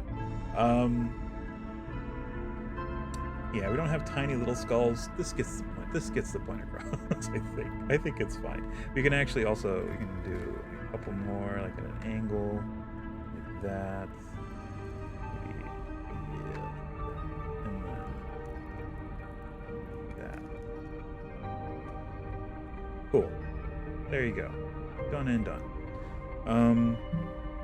Neat. Area G. What's area G? Oh, that's to come. We'll get to that. 7 guard room. All right, there are 4 orcs in here. Each 5 hit points each. They're orcs. Early edition orcs. These guards are armed with spears. Each carries 1 for hurling and 1 to melee with. They have D8 electrum pieces. Yeah, they do. It's the only currency that exists in these caves. When alerted, they will rush to engage intruders, raising a hue and cry when they see them. There is nothing of value in their chamber, there being only pallets and shabby clothing hanging on pegs. Okay, we can do pallets and pegs. Well, yeah, we can actually do pegs, kind of. Wall spikes. Those count. All right, so 4 orcs. All right, let's do their pallets. Those are easy. It's technically camping, right? Yep. They would have, fur pallets probably. So there is 1, 2. I'm imagining, it reminds me of Evil Genius back in the day. Imagining an orc in the room with a single tear saying, "I have value." There's nothing of value in the room. I have value.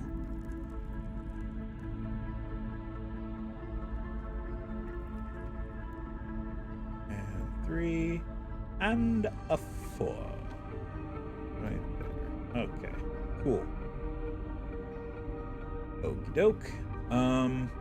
And I guess we just add orcs. I mean, things hanging on pegs. Do we want to do the pegs? Is it really necessary? Let me see here. Miscellaneous interior. What do we got?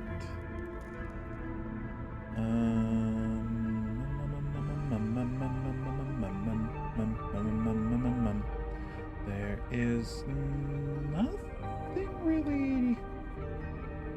I mean, I know there's no clothing, like hanging clothing, so we can't really depict that. We could just do like drapes. Here's your hanging clothing. Let's just do like this. Let's just throw these down here somewhere in a corner. And there's also it's a merchant, isn't it? No. What was it under though? Furniture. Merchant. There it is. This thing. This pile of textiles. Pegs on the wall. I guess the closest thing we can do is like a shelf, but also the wall spikes. Let me see. Make sure this is on the right. Angled correctly. Okay, there we go. So we'll do a shelf like here, and we'll do wall spikes. Where's traps and treasure? Traps and treasure. Just there. There's pegs on the wall for hanging clothes. There. That's the best we can do. It's the best we can do. All right, and now the orcs. Let's see. Where are the orcs? Do we have orcs? We have gnolls. Do they have their own? Oh, they have their own thing. That's right. Okay. Orcs. Done. 1, 2, 3, 4. 4 orcs. Done and done. Cool beans. That was pretty easy. Just your basic orc. Works for me. Yeah, aside from that, nothing particularly fascinating about that. So this gets fancy. This gets fancy schmancy. Okay. And we're probably gonna also put more skulls in the wall, like over here and over here. But we'll come back and do that. We'll do that. We'll do that later. Now let's continue. Yes. Aha. Cool. That's fine.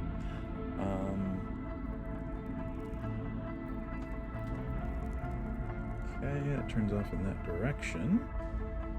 And this actually goes this way, so I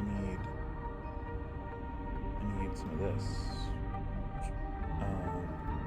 That way, and path continues up that way. Yep. And it also continues off this way, but there is this one is completely enclosed, so we can do we can try out a couple different things. We can do this and just overlap it. Whoops. Which kinda works.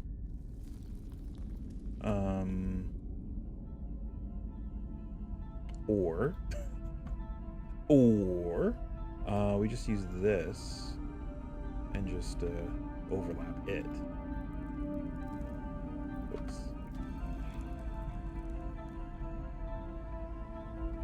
Yeah, I feel like that's more definite. All right. I mean, we could combine them. That's also an option. Yeah, how about that? I like that. It's got the little extra added texture there. Cool. Let's see. Oop. And it's gonna go there and there, and the floor continues off in this direction just to there. I think we might have gone too far, actually. I think it actually goes like that. Yep, it sure does. Oh, but that's fine, because this is still correct. All right, and then it comes off in this direction. Ooh, there's something funky here. All right, so now we get to see what G is all about. Area G. This narrowing area is a guard post. The Watcher, which is an orc, having a small window-like opening from which he can observe the entrance to the... Oh, I see. So, essentially, there's a murder hole. There's a murder hole that exists here. So we just need to illustrate that. Cool. And we can, actually. That's actually pretty easy. I'm just going to do that. So we essentially need to make this square accessible. That's fine. We'll just do this. Boop. Done. And done. And that's it. That's really it. That's the whole thing. Yep. I mean, we could try and flip this like that, maybe. I don't know if it'll work quite as well. No, it works. This is bad. That's perfect like that. Cool, because it literally just goes right in, and you can peek through the wall. Cool. And speaking of which, let's put another orc on it. Boop. Put an orc on it. Man, I don't know if I've seen all of Portlandia. I probably have. It got real weird toward the end. I don't know why. I mean, and me saying that's really weird. Because I'm into some weird stuff, but for me it was weird. I enjoyed it. from what I remember. Let's see. Oh, it is time for our second ad break. We will do that, and we will come back and make more chaotic caves. Chaotic caves, chaos caves for chaotic people, chaotic evil, chaotic neutral, chaotic good. We'll be right back.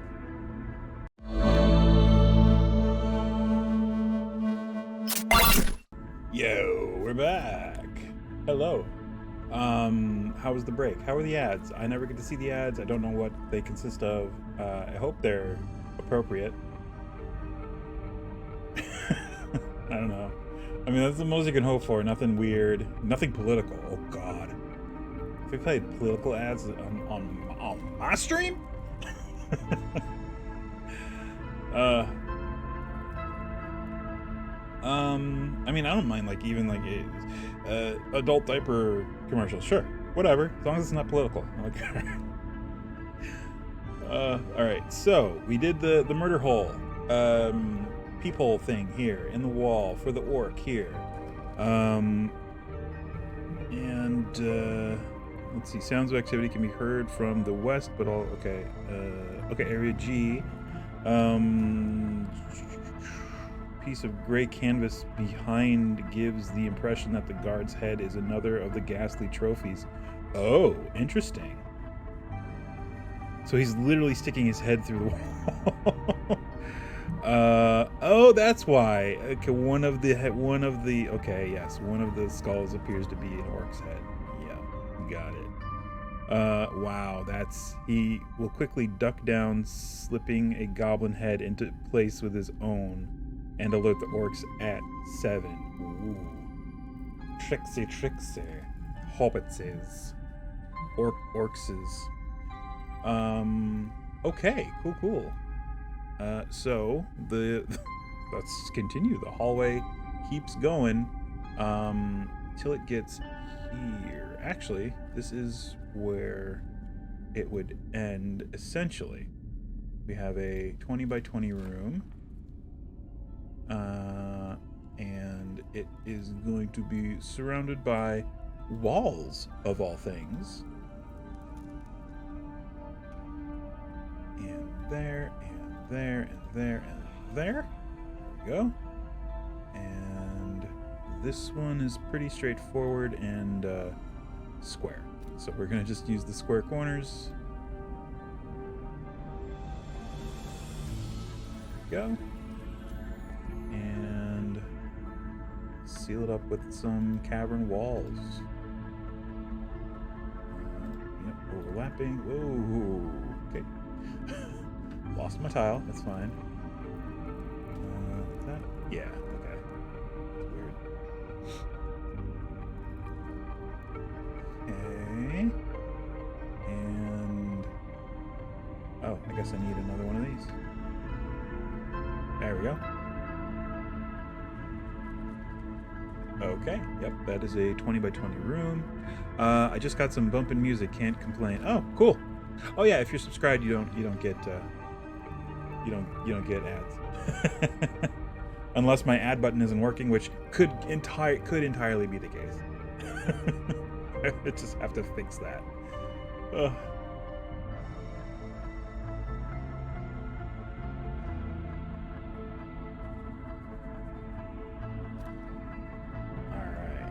And whoa. There we go. And one more. Okay. So, this is room number 7. It is a guard room. 4 orcs are in here. Oh, no, this is number 8. I'm sorry. The Watcher, G, will alert the 4 guards here. There's also 4 orcs in here, exactly as in 7, who will rush west and then south to flank or surround intruders threatening area 7 or 9 or approaching their own quarters. Got it. All right, so it's basically another one of these rooms. It's this room again. So yeah, we can just do 4 more of these bad boys in a new configuration. One there. We'll put one over here, and how about one right there? Sounds good. Actually, move this one here and flip this one. Done. All right, and orc it up. Orc it up. 1, 2, 3, 4.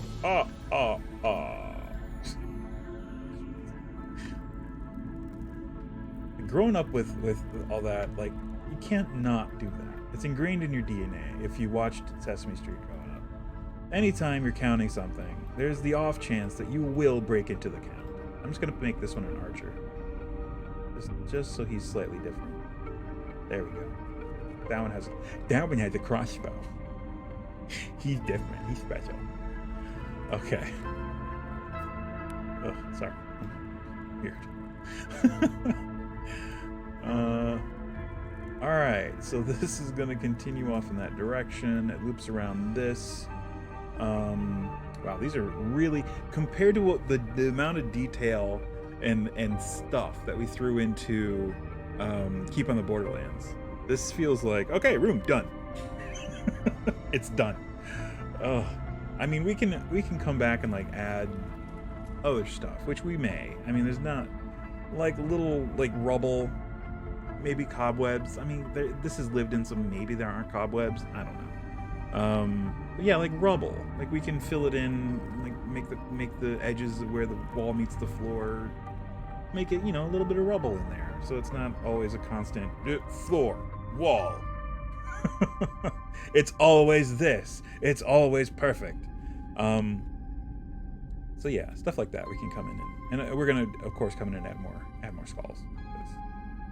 That's what orcs like. It's got what thirsty orcs need. Skulls.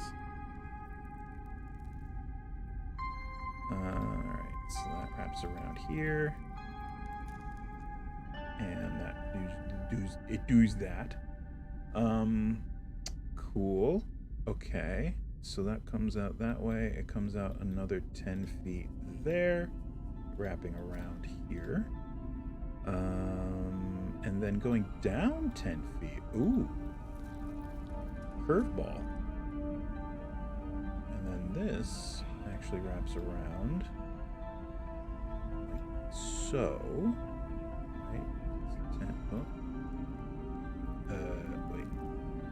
10. Like so. Yes. Sorry, like that. Okay. That's 30, which comes down 5, 10, 20, 30. Perfect. And then that goes around this. Okay. And then this is a big area. Area number 9. Ooh, which is the banquet area. This is a great there is a great fireplace in the south wall and many tables and benches in this 30 by 50 chamber. The table and at the north end having a large chair at its head where the orc leader usually holds court. The place is empty of orcs, although there is a small fire of charcoal burning in the fireplace. Okay. That's interesting. We can do some stuff with that. Let's see. So 30 by 50. We've already got the 30 down here, and one of the 10 of the 50. So that's 10, 20, 30, 40, 50, and just fill in the rest. Done. It branches off here, and 20. Oh, yeah, right there, actually. Right? Then 10 feet over. Yep, right there.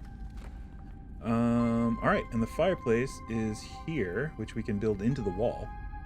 We can actually build the wall out 5 feet so as to accommodate, which it looks like the map sort of depicts. So it is 20 feet in. That's 10. Okay, so it's like there. That's fine.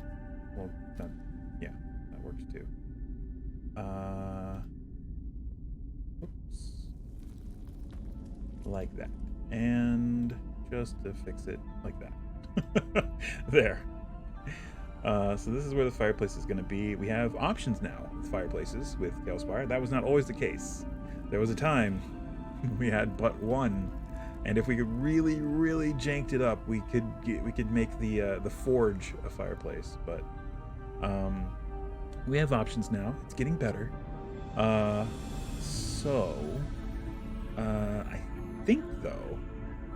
think we have to use the tavern fireplace because that's the most rustic looking one.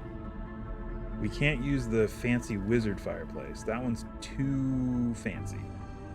This would be the one to do. Or let's just make our own.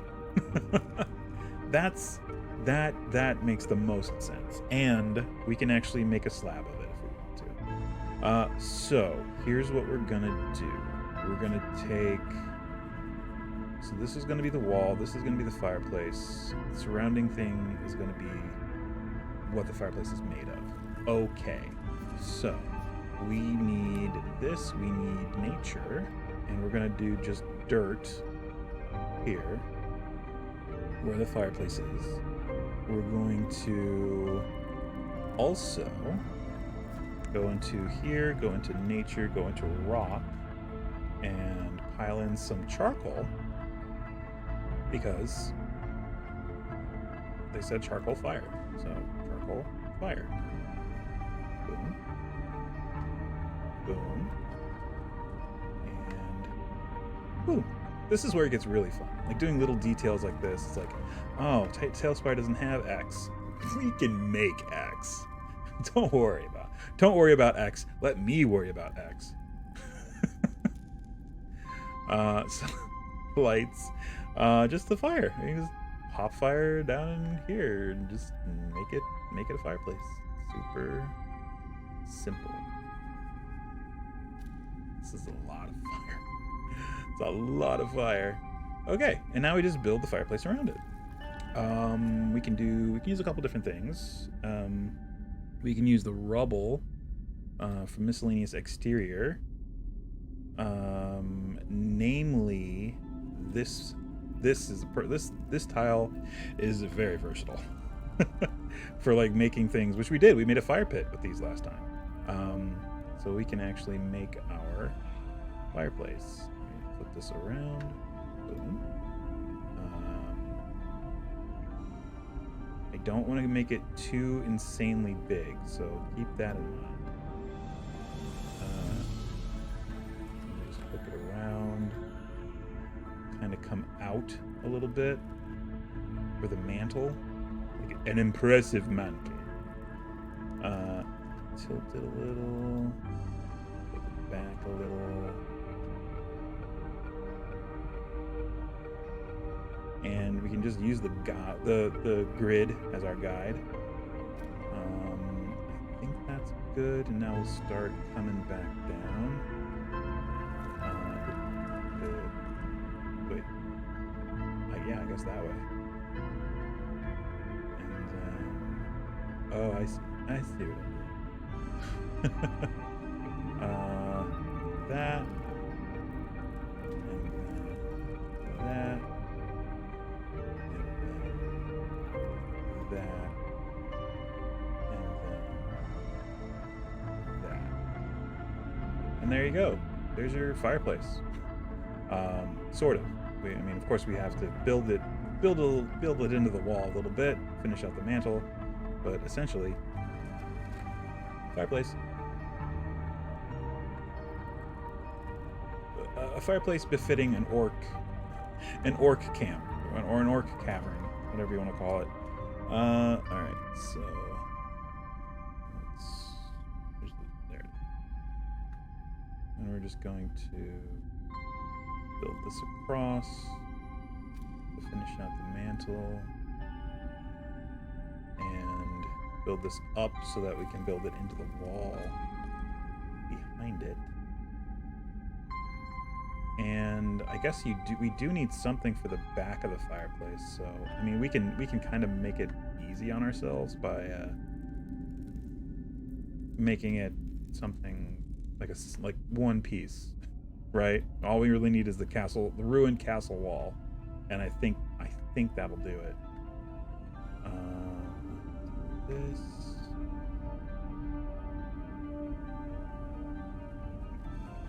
Up,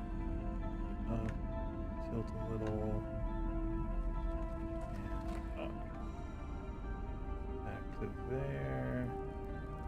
Cool. And then Castle Ruins, this bad boy. Alright. I guess right there is fine.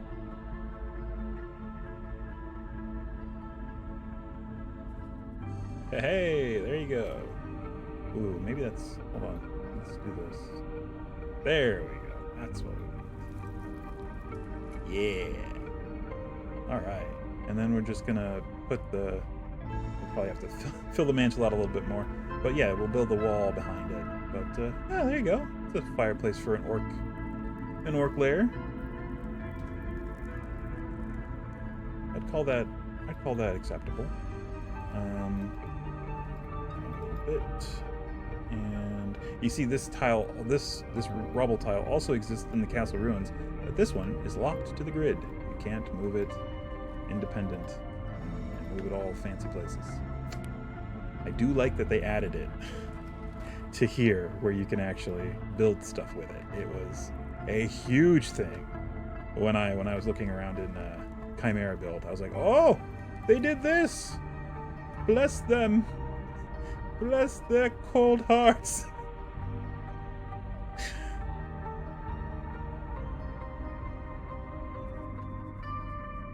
There, and a little bit there, and tilt this one. Look it back a little bit. There we go. All right. Sweet. Looks almost foreboding. Almost. Alright, well, I guess there's I once gave a friend a brick for their birthday. Their response was not as jubilant. What, you didn't get bless your cold heart? I think that's pretty standard for for getting a rock. At least in my experience. Alright, so let's see. Let's keep working on the walls here. The cold heart, yes, not the bless. Damn your cold heart. A rock. A brick.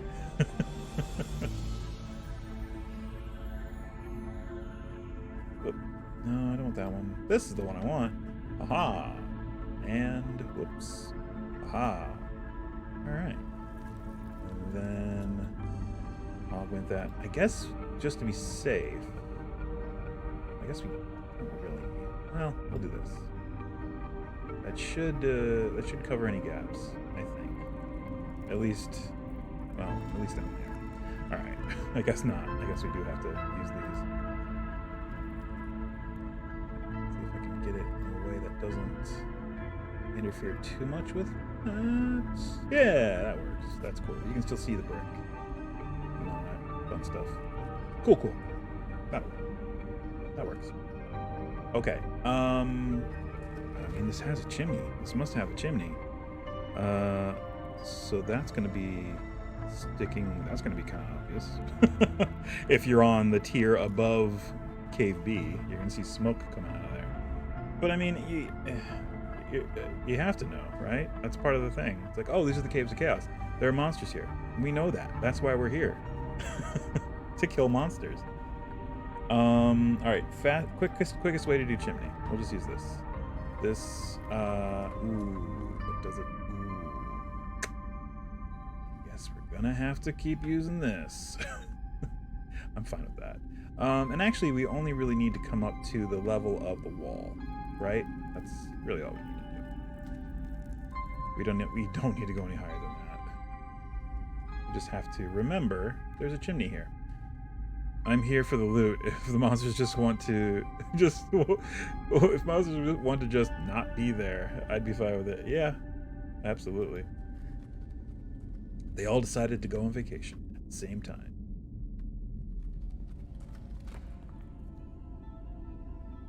Leaving all of their electrum behind.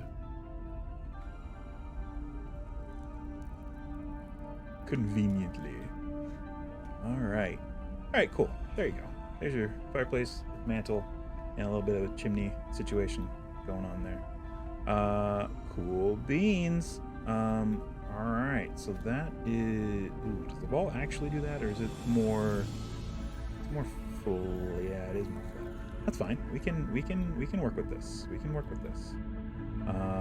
We can do... Oh, back in the cavern. Do this. Right. And a little bit of this. And that's still... Yeah, that's still good. And... Let's see... That? Or do we have to... I'll try rotating this. Okay, there we go. And that one didn't work so great. What about this one? Oh, here we go. Yeah. Or it won't. What if we do this bit? That's better. Okay, there you go. There you go. All right, cool. Whoops, go there we go. All right, so let's finish out these walls, and we can start doing this banquet room. Finish doing this banquet room. Go. All right, and the walls will continue this way over here. And that way they keep going that way, but for this bit they go this way at the corner, and then keep going up that way.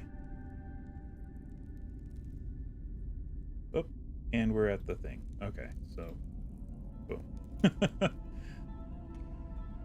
Okay, so the walls are this way,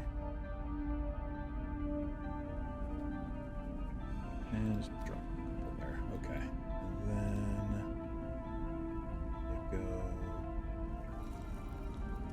like that, and then they turn that 10 feet, right? Okay. Did I accidentally... I think I did. I think I accidentally added more. I did, yeah, because that's 10 feet right there, right? Yes. Okay, no, there we go. That's correct. That's the correct one.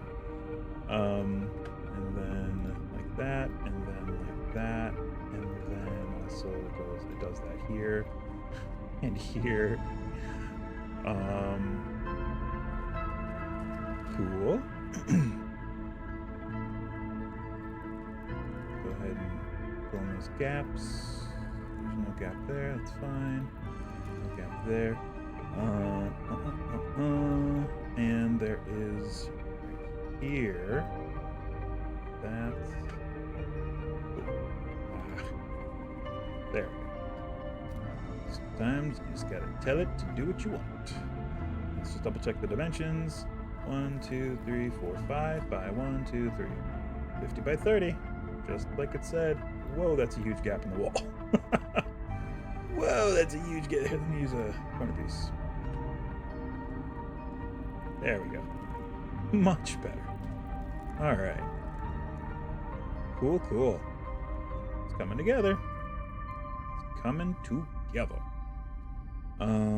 Alright, so the description of this room again. Room number 9, banquet hall.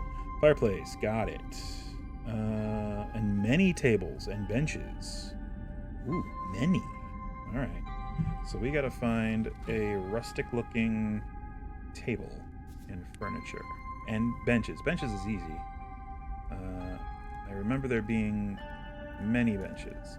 So this table looks pretty good. And now that it's no longer locked to the grid, it's much friendlier to use. I'd say this one. Many means 8. Sure. If we can fit 8. We might have to settle for 6 at the most. Hey, there's bench. Bench. Perfect. So yeah, if we can fit 6 of these in here, I'll be happy.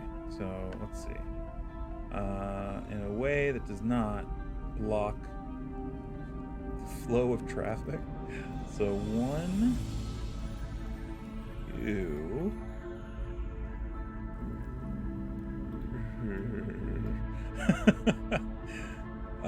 1, 2. Or how about 1, 2. Use the entire space here. Let's see. So it starts over here, and there. There's your 1, 2. You got your 1, your 2. We're gonna have 1 here, maybe, and then 3. That's 5. Maybe that's fine. Still a lot. It's not several. I would say many is a step down from 7. Black Wolf magic. Sometimes you have to fiddle with scale and make it functional. Yeah. And it did say and benches. So maybe you can swap out a table, put some benches. Yeah, that's true. Like here, we can just put some benches, and maybe in front of the fire. Let's see. Where's the bench? Bench. Whoops. Chair. There's a bench. Benches. Black Wolf magic. Welcome. Let's see. Ooh.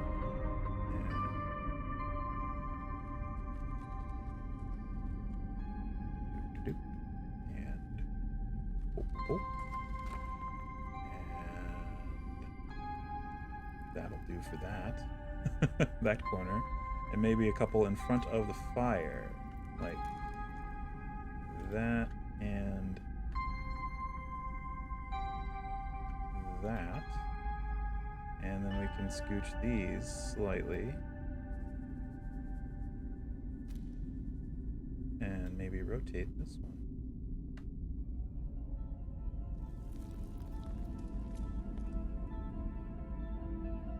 Cool. And then just more benches. And of course benches up at tables because they sit at the benches. And they said 1 grandiose looking chair. So let's see. Let me scooch maybe this way. Yeah, I'd say maybe up like that. Tilt it slightly. Sure. I don't take orcs to be sticklers for feng shui. So I'm guessing they're probably going to have things kind of a bit slapdash. And then there, and then a big fancy. We'll use this guy. This is the nice bare bones throne. A nice bare bones kind of throne for your evil despot. Cruel, evil, monstrous despot. Depends on the orc, sure. Inspiration for another great character, an orc that only wants to become an interior decorator. Yes.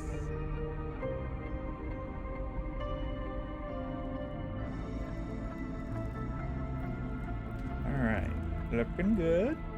Let's add some more benches. I feel like there's not enough benches. I feel like we need more benching. More benchage. So, bro, how much do you bench? Well, many bench. Many benches. Me, I'm thinking earth tones. Me, I'm thinking earth tones. With a sort of maybe Danish feeling. Like a mustardy sort of sea blue sort of. This spark joy? No. Smash it.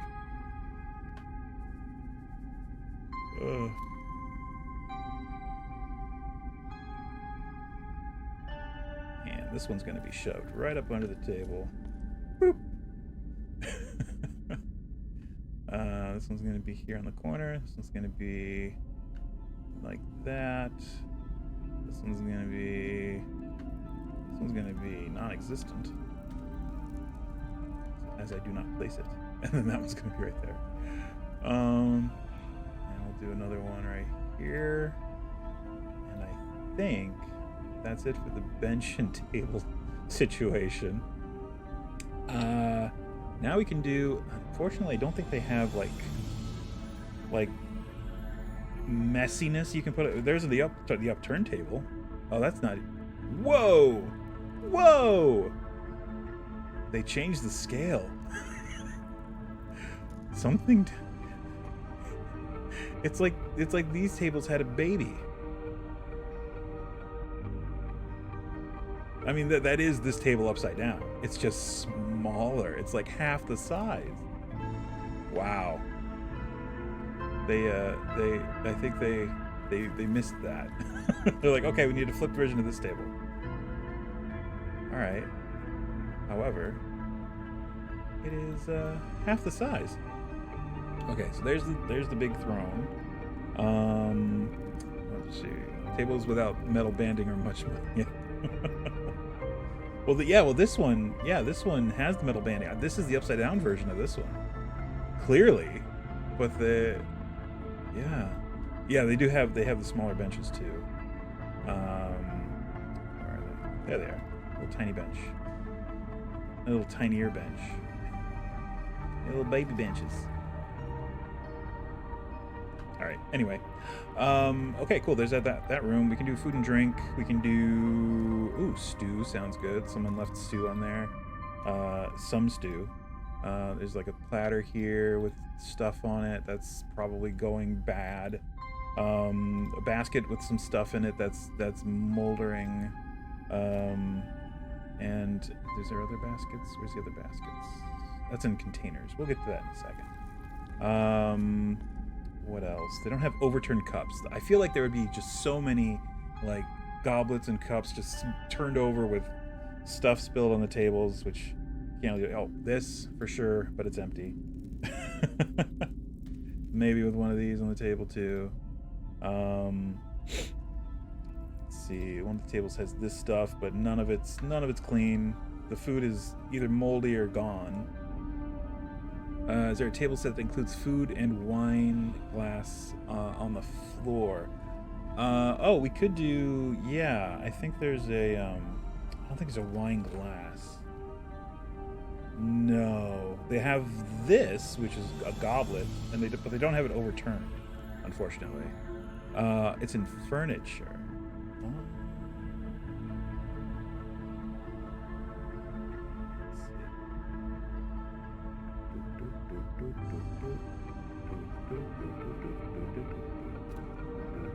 Oh, they have the table with the stuff on it. I see what you mean. It's a set table and chairs with food. Aha. Yes. Yeah, we could do that. This is fine though. I think we're good. Yeah. I'm sticking with the tables with the benches mostly. But one more bench right here, inconveniently in the way of that path. I think that's pretty good. They said this room is empty, so I don't want to put too much. Tell you what, let's do this. Let's do food and drink. Let's do a weird bottle of something up here. What could it be? I don't know. Just stashed up there. We'll do... What else? How about a basket of something near the fire? Just because. Basket of onions, because orcs love fire roasted onions. That's good eating. Right about there. Oh, up a little bit. There we go. Ugh, out of the wall. There. Alright. Alright. I kind of like it. I feel like there should be more flagons, right? There should be more flagons everywhere. Just everywhere flagons. Orcs see bloomin' onion once, can't get right. Can't get right ratio of oil and flame. Always ends up blowing up. Either too soggy or burnt. I like your fireplace. I make a bunch of them. Oh, that I post. Oh, Tales Tavern. Nice, nice. Cool. I'll have to check those out. Yeah, this was a very just quick and dirty. Just up, fireplace, done.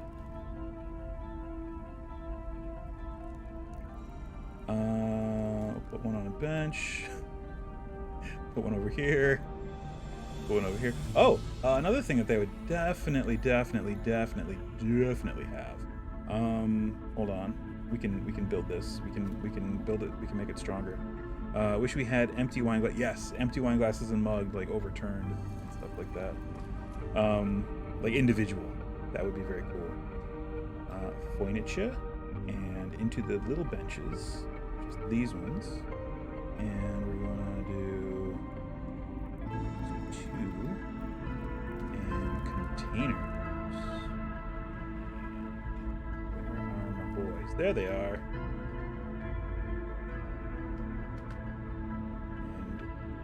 And stuff with alcohol in it. Boom. All right.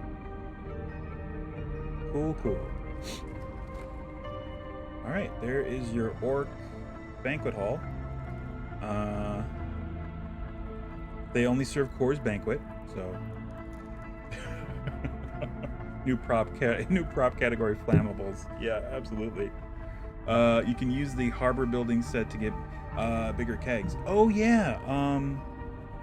They have these, and let me see. Oh yeah, the ones that are parts of the pier. That's market, not market. Wait a minute. Harbor. There's harbor. Yeah, these bad boys. Absolutely.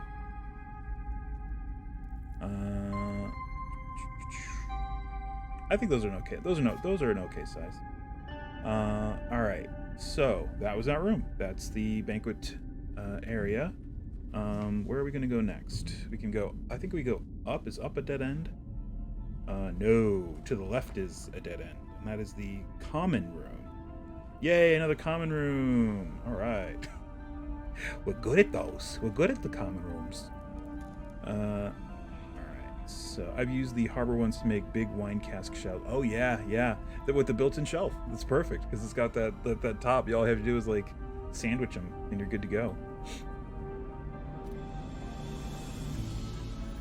Can never get a rare. Can never get a rare room.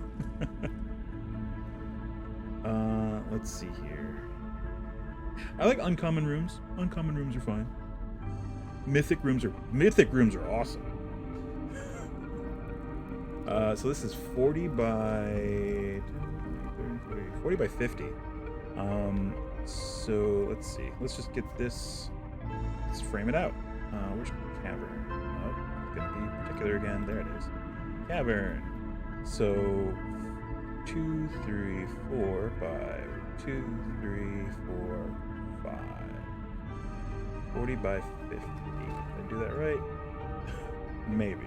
2, 3, 4. 1, 2, 3, 4. Yep. Cool. We're good. And let's frame it out. Don't get me wrong. Uncommon rooms are the backbone of any decent dungeon, for sure.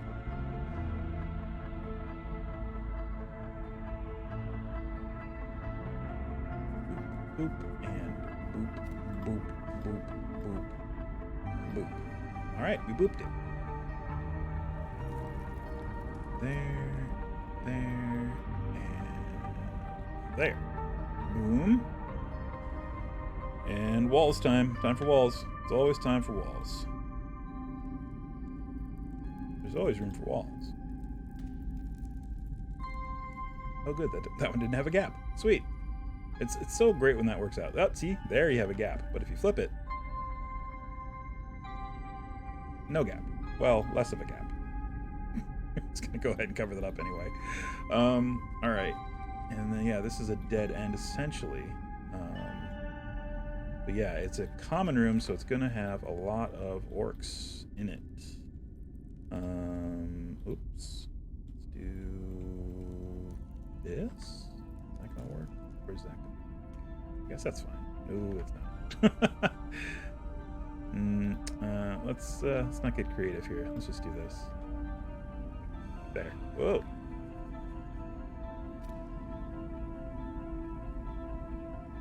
There we go. Done. Okie dokie.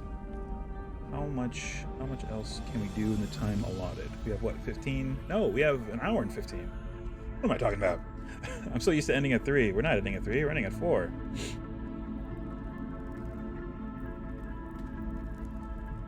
We have so much more cave to do. So much more.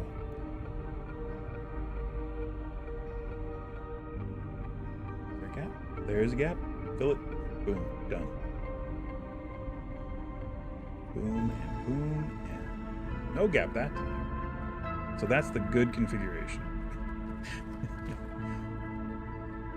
So there, I don't have to overlap as much there. Cool. Alright. That has been framed.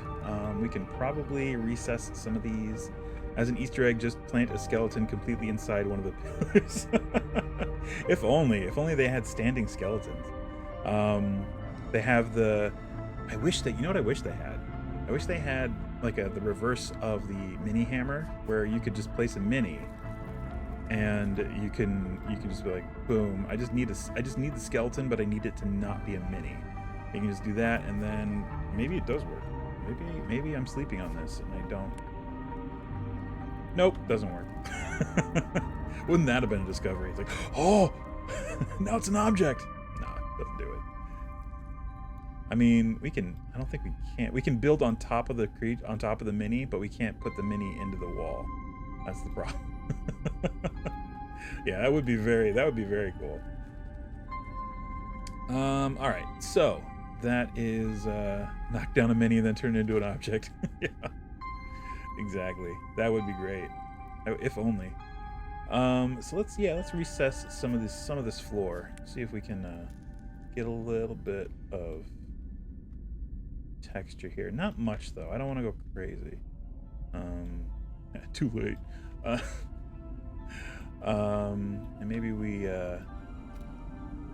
get more granular with this one, like that's there, but then this bit, this bit is like this. Cool. Yeah, that'll do. That's fine. That works. And maybe we throw in one of these, just for fun, just for fun, right there. Cool. Okay, common room description. Here are quarter 12 male orcs, and 18 females, and 9 young. The males have stuff. Electrum. They have 2d6 silver pieces. No, they don't. They have 3d6 electrum pieces, though. The others have nothing of worth. Why do only the males have the money? Come on. The few furnishings in the room are likewise of no value. Well, you could make a partial skeleton. Oh, I guarantee a player will scream, "Those are pressure plates!" At least once. Yeah. Oh yeah. You could make a partial skeleton with the vertical bones and cow skull. Make a minotaur, but there isn't a good shape for the chest. Got it. Yeah. There's the nature animal.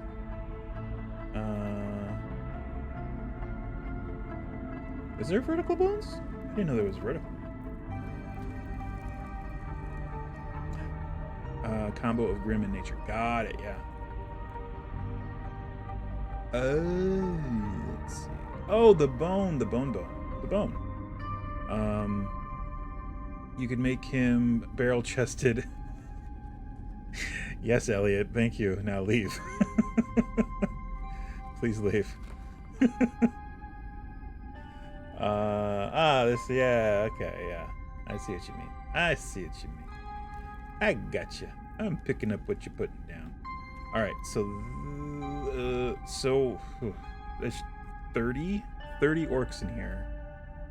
Okay, all with their own bed or bedroll. Well, actually, I guess the males and females would share. The 12 males would maybe share. I don't know. At least 9 of them do, because there are 9. At least 9 of them.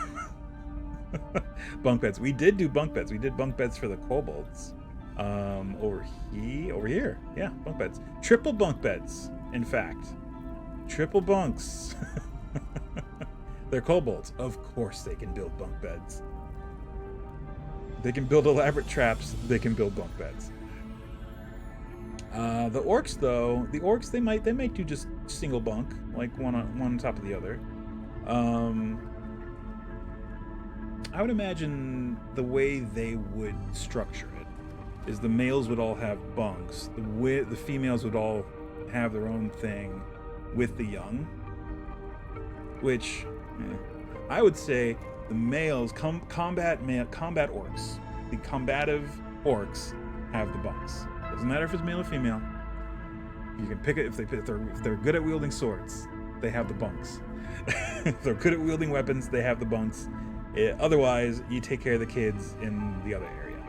So, I would say the bunks would probably be near the entrance, in a configuration that makes some kind of tactical sense. Some kind of tactical sense. So, we can either do what we did for the kobolds, or we can attempt something else. I'm for trying new stuff. Let's see what we got. We used the rural staircase tiles here, with the railings, just to kind of make bunks. But I think we might use palisade for these bunks, just to make them look a little bit more substantial. Which we used over there, but we used for something else. We used for the shelves. But we can build bunks with it too. So we can actually make it like built into the wall. Yeah. Okay. I got it. Miscellaneous exterior palisades. We got the slanty. We have the slanty, and we can use that in combination with things. Used camp beds with ladders on the ends to hold them up. Oh, sure. So if we do this,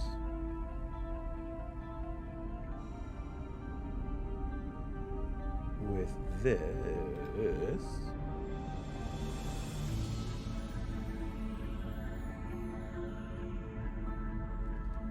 and yeah, there we go. Sort of. And we can even do a little bit of this, just to, although getting a little, I don't know. Yeah, maybe we need, this, perfect. That's what I'm looking for. Just the single thing coming up to there-ish. Kinda works, I guess. And they can stash their weapons in this little cubby thing here. I don't know. Kind of works. And then where's camping? Camping. Boom. Whoop. There you go. And one under here. Boom.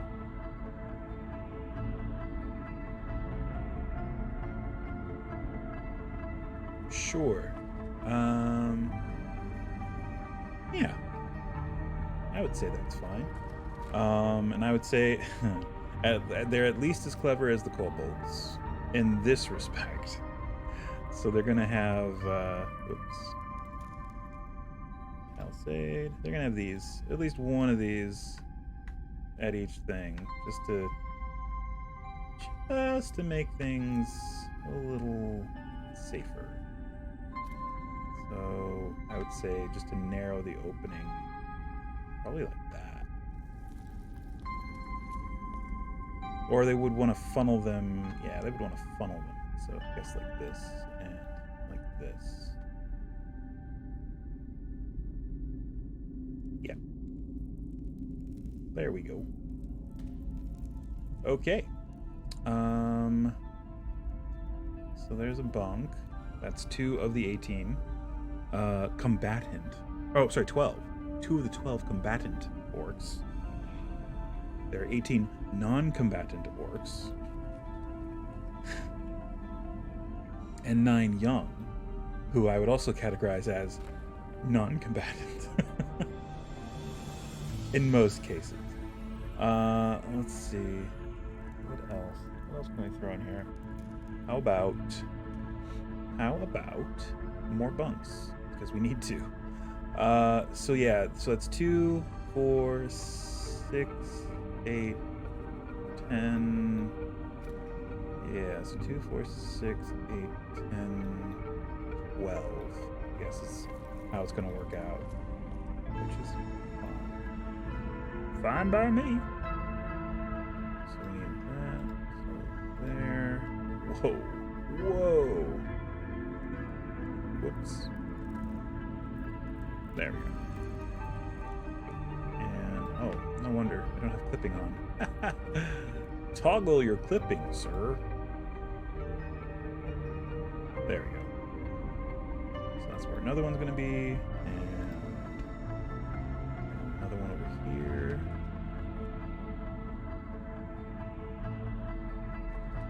Aw.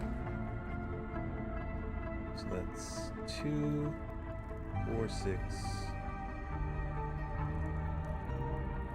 Yeah, it's right here. 8. I guess it would be on the opposite end.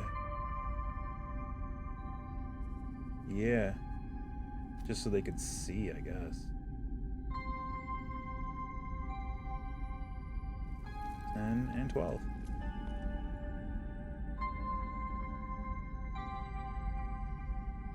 Cool. Double check my count. 2, 4, 6, 8, 10, 12. Cool. Then we gotta come down here. Whoop. Oh, I guess it exists apart from the grid. It is its own thing, unstuck from space and time.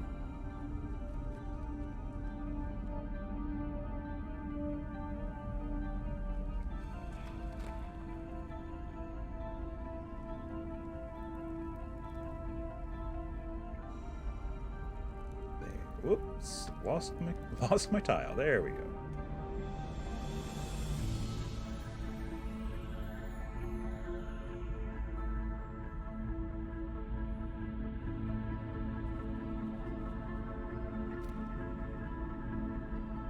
Whoop.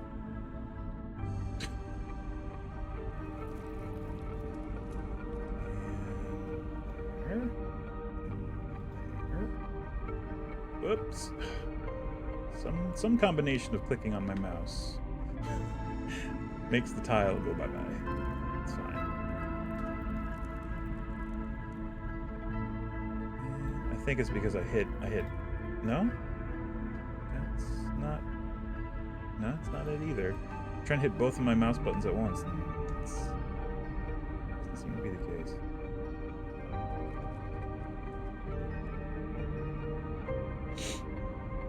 Okay, that's that. Now we just need these, which I think there's a thicker version of that, isn't there? There's this one. Yeah, that's the big Papa one. We'll use the big Papa one. Line this up a little better. There we go.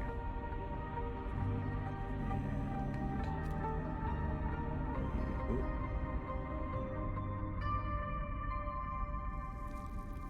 sure. Sure, that works. Alright. Let's see.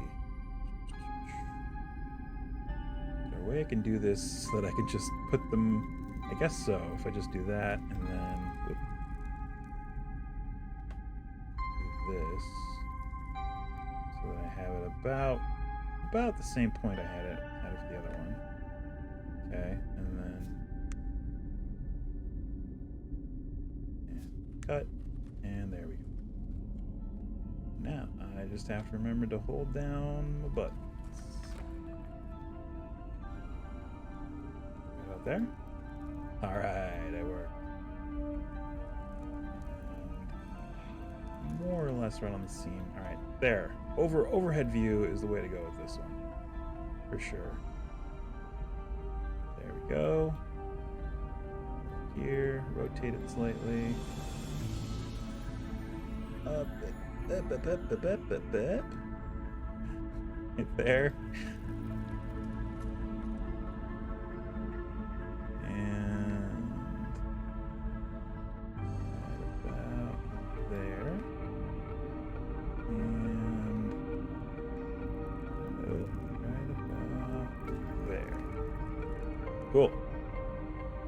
There are the bunks.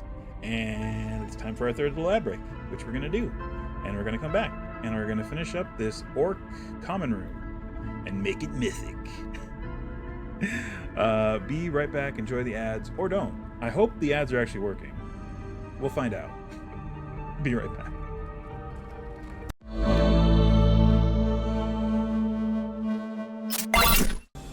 And we're back. Hello. How is everybody doing? We're back to this.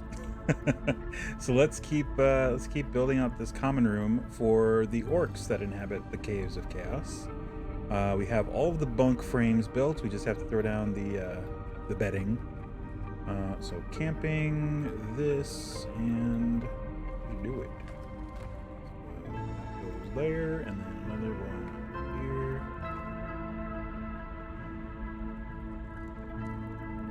And we're essentially just going to put them all down. Just let it make sense in the space. Sure. Like that. And then all the ones down here.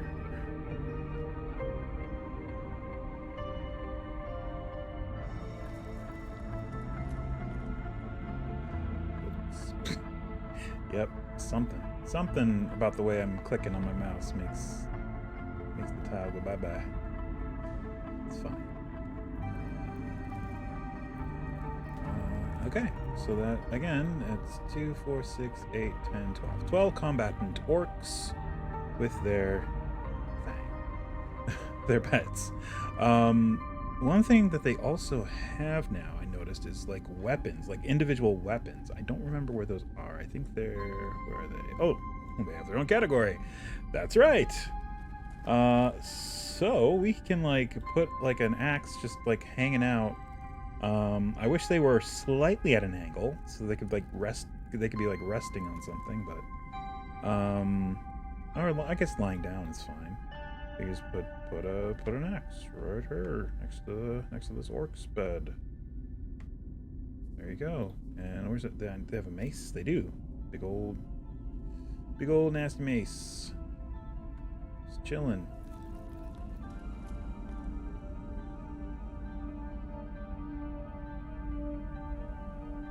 Like you do. So like I'm guessing like during the day or during the non-sleeping hours, or like I guess they would cycle out like these, or maybe maybe they do shifts. So these here near the I guess it would be 3 of them, right? So I guess it would be the 3 that you can actually see from here. So these 3 aren't beds. They would be watch posts. And then they would just swap out. Yeah, I guess. Like there are 6 always on duty and then 6 always just sleeping. Alright, let's see. Ooh, shield. That's cool. We can actually put that right there. It's really cool. Big bulky shield. Just leaning up against that. Cool. Actually, that's actually really... That seems like it would be a very good thing to have there. So that, and then that. Aha. Ha ha ha ha. Oops. There we go.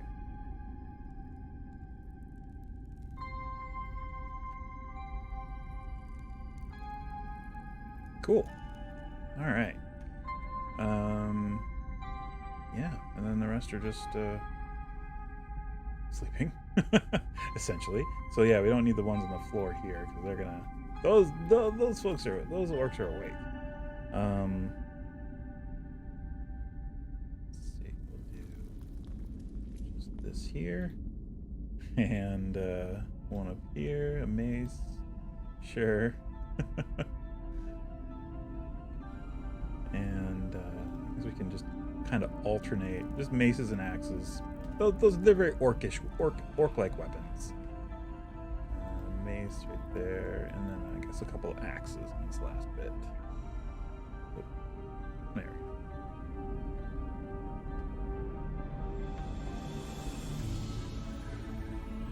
Oh man. The other night I got like no sleep. I could not sleep the other night. I don't know what it was. Not last night, but the night before.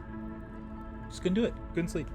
And I paid for it yesterday because I had a huge thing due at work. Just a bunch of different pieces for a project. And I was dead. But I got it done. But oh man, I was like dragging. Alright, cool. That looks pretty good. Now we get to do the area. Let's do like there's a fire pit. I mean, there's of course there's a fire pit. So we can actually do this one. We can do that, and then a second bit like over here. Why not? And there's the rubble. Miscellaneous exterior. This we can augment it with some of this. Like maybe this whole area here is pretty much a fire pit. We still have to make room for the 18. Let's just scooch this up. The 18 non-combatant and 9 young that are also in this cave. So let's consolidate here a little bit. Let's say that the fire pit is the recessed area. We'll make it a little smaller. It's just that. Can leave that there. That's fine. So I guess it's going to be like mostly this area. Okay. So we're going to have. So let's actually also do this. Let's move this over here. Move this over here. And maybe. Oops. There. Move it like that. Cool. And then move this over here. Or some other configuration thereof. Yeah. Okay.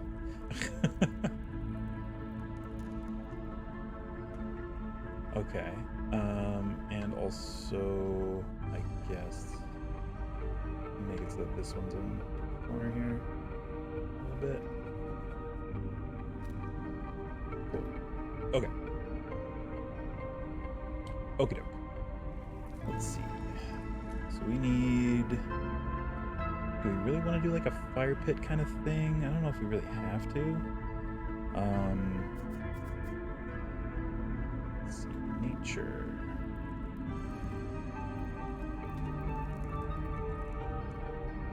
Guess we want to fill this with like.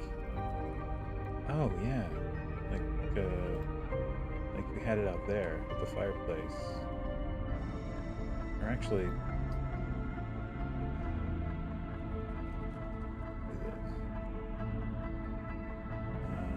nature up here. And there it is. And dirt. Perfect.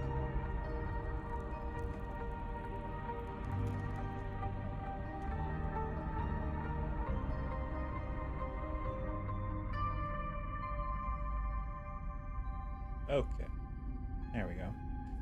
And then I guess we're just going to fill it in, or hem it, or frame it. That's the word, frame it. With some of these little rocks. And dress it up. Oh, and this too. This is what I'm... Right. Let's do a little bit of this here and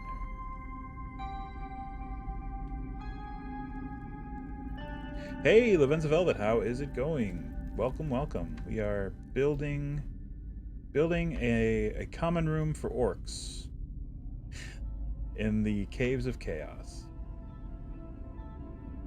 This is TaleSpire. It is a virtual tabletop for role-playing games, for like Dungeons and Dragons, etc.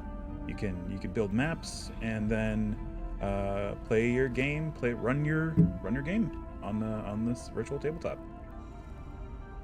I'm doing pretty good. It's Saturday, so that's always a plus.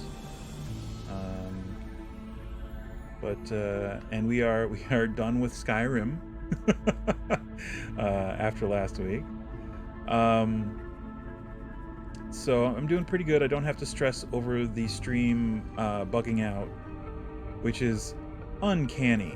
I don't understand how we had so much trouble streaming Skyrim, and any other time we stream something different on Saturday, it's gone super smooth. I don't understand. It's just cursed. Skyrim's cursed. It's cursed.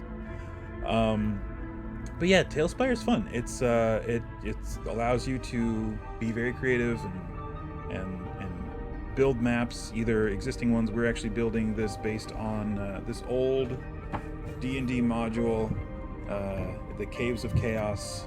This map is a very big, expansive map that we're going to work our way through over the weeks, the intervening weeks coming up. Our Saturdays. This is our Saturdays. For the foreseeable future. Alright, so that seems like a decent fire pit. Let's sink this down in here a little bit more. There we go. A little bit. There we go. That's good. Cool. There we go. Fire pit. And so now we need like cooking stuff. Miscellaneous interior. Yeah, many weeks later. Many weeks later, we should hopefully have a nice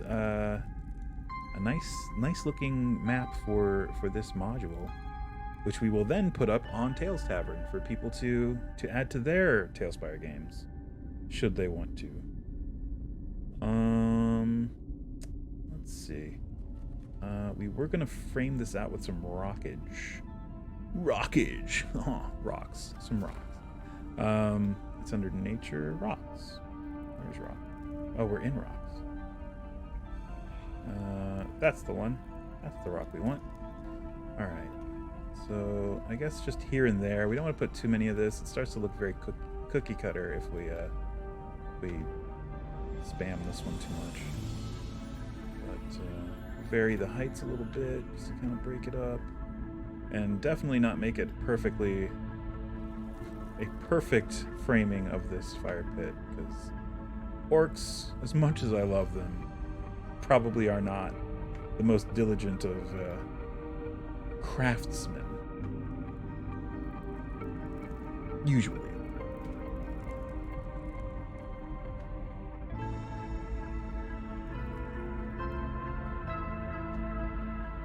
And that goes there. And this is gonna down, we'll flip it around. Yeah, there we go. And then skip a bit. Maybe a bit more. Yeah, right about there. That there. And another one here. The art style in this game looks unique.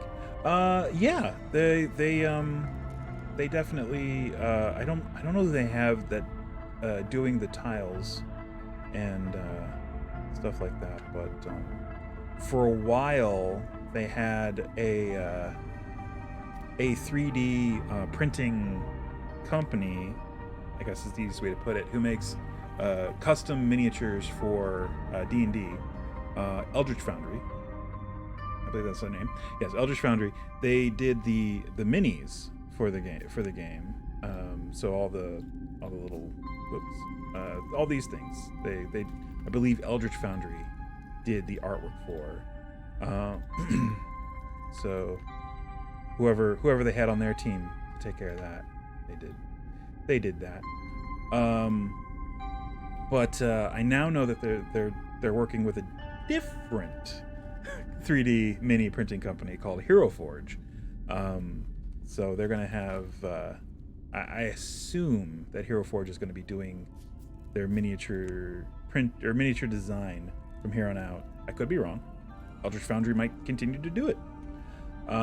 But it seems a little, they do essentially do the same, they're competitors. So in the same sort of business. So I don't know how that would work out. It'd be great if it did, but because Eldritch Foundry did a great job with the minis in this game so far. I don't know who did the tiles though. That's the thing.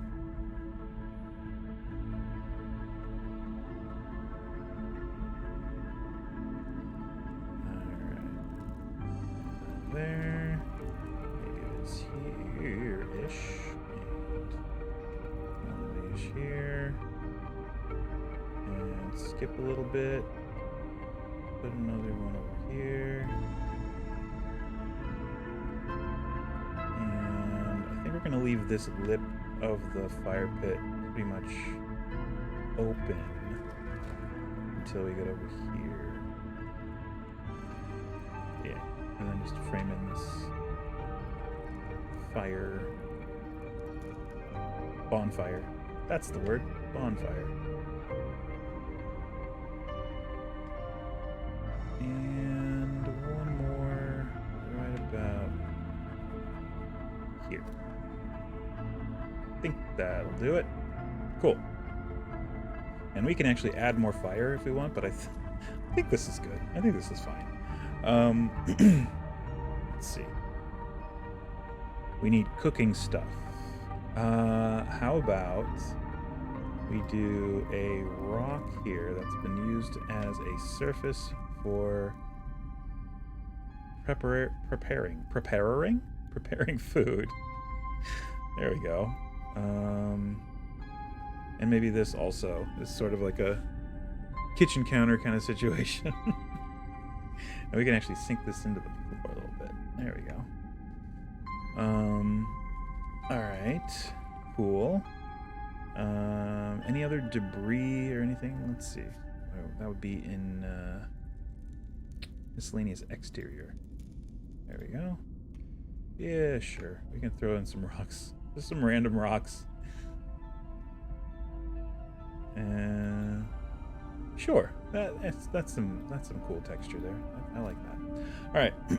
Now on to preparing food. Exactly. Let me preparerate a meal for you. Food and drink. That's what we're looking for. Okay, so I think a gross-looking stew. I think most of all we just want like a cauldron, right? And that's under containers. So we want a big honking cauldron, like right here. We're sitting right on the edge here, right where the fire can get at it and heat it up. That's definitely, we can do the cauldron. Ooh, that's a huge cauldron. That's too big. Cauldron was too big. It actually scared me. Okay, so we got the big old cauldron. Is there a? They do have a storage chamber. I'm looking ahead here. They do have a storage chamber, so we don't have to put a bunch of stuff here. We can pace ourselves. Just put what is necessary out here. I would say like a spilled bag of grain, maybe. Sure. We're making like flat kind of bread type things. Flatbread. Orcish flatbread. Artisanal Orcish flatbread. I'd try it. Why not? Maybe another some more of this. And maybe just to complete the trifecta. Focaccia, yes. Be preparerread. Yes. Okay. So there's that. What else do we want to put in here? How about we do have... Oh, camping. Camping's got some stuff we can use.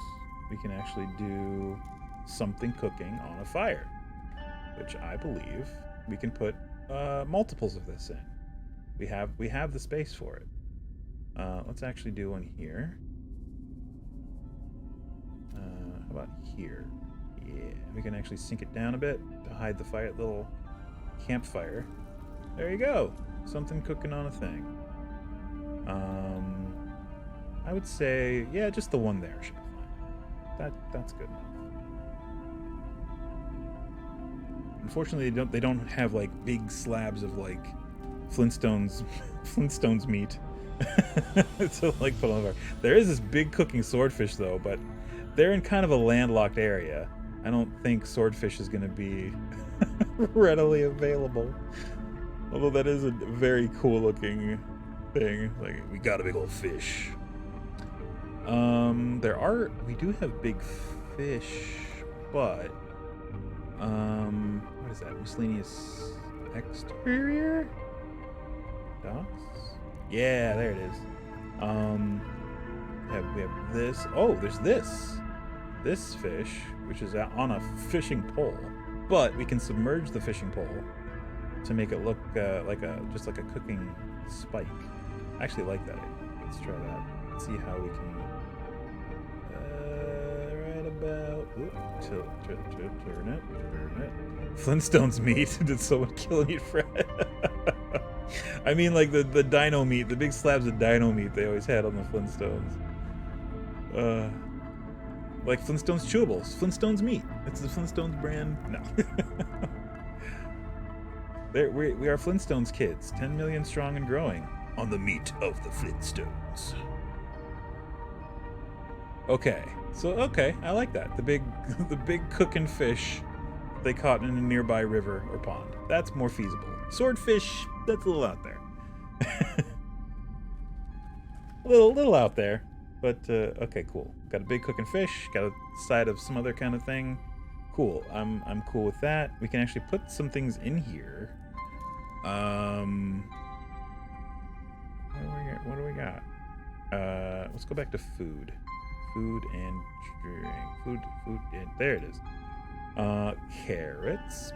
Sure. Whatever this is. I don't know. Yep, he was. Let's see. I don't know. Maybe whatever this is. I don't know what it is. We'll just put it here on this. There. Good. There. They're preparing something. It looks like a dessert, although it could be, if it's not a dessert, it could be just something gross. I'd say if that's not a dessert, it's probably something gross. All right. I think that gets the point across for that. That's, I think, fine. Aside from that, we would probably have some stuff sitting up here. Oh, here we go. Whatever now. How about... Oh, here we go. Perfect. Someone got carried away. One of the orcs got carried away. Prepared a nice bit of pork roast there. Complete whole pig with the apple complete and the garnish. Dessert or poison, it's just a dice roll away. It's true. It's true. We're keeping the pig. I like the pig. The pig's fine. Oh, here we go. Some spices. We'll put a little tiny cauldron of the green and a little tiny cauldron of the red. Ooh, that is a tiny cauldron. It's smaller than the other one. I like it. It's a truly tiny cauldron. All right, cool. All right, so now we need the areas for the non-combatant orcs, which is mostly going to be over here. So, oh my god, there's like 18 of them though. How do we house 18 orcs in this area? I don't know. I mean, more bunk beds, sure, but how do we cram 9 bunk beds into here? That's a bit much. A pit. We could do a pit. Take a little bit of artistic license and make a pit. Let's see. I would say that the young are probably in a pit for sure. Orcs toss their kids in, and whoever makes it out joins the warriors. Sure, I definitely see that. You know what? We'll do a pit. We will do a pit. Let's see. That's gonna be 1, 2, 3, 4, 5, 6, 7, 8. I think it's 8 down for the pits. And into cavern. Cavern. There it is.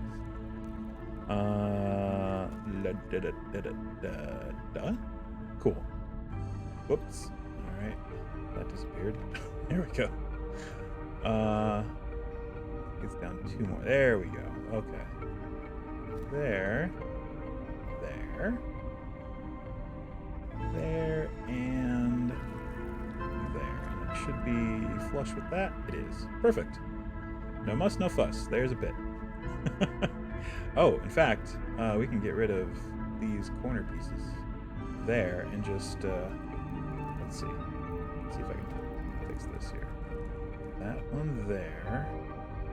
And then we need another corner piece to go like that. And yeah, sure. And then we need more wall pieces to go like that. And that. Kind of. Ooh, we got a gap there. Fill in the gap.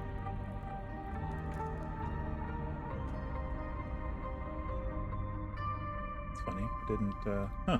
Alright. Yeah, right there. That's fine.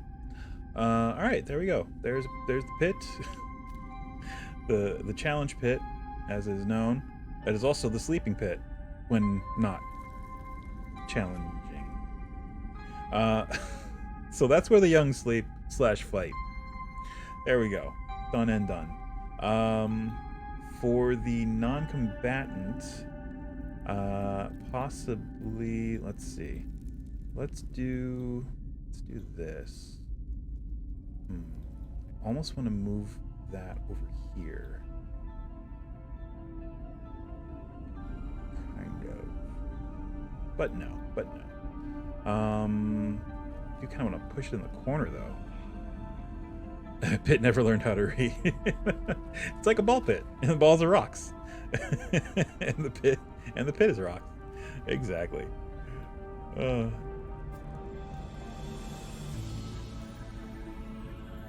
Yeah, I'm gonna scooch this one over just so we can have a little bit more room for other stuff. There's a bunch of unused real estate here in the corner that I'm gonna try and use here. Ooh, do we still have that in our clipboard? We might. Haha, we do. Haha. Alright, so now we can just delete this one and scooch this over.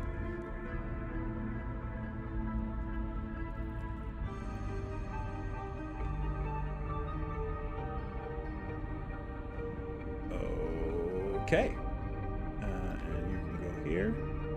And your axe can go with you. you can go here. And your axe can... Whoa. Oops. Just the axe. Thank you. You can go over here. There we go. That's a nice cozy little corner. Well, let me move this up a bit. There we go. Sinking a little too far. All right. Cool. So now we have more room for activities. I mean, that's the point of bunk beds, right?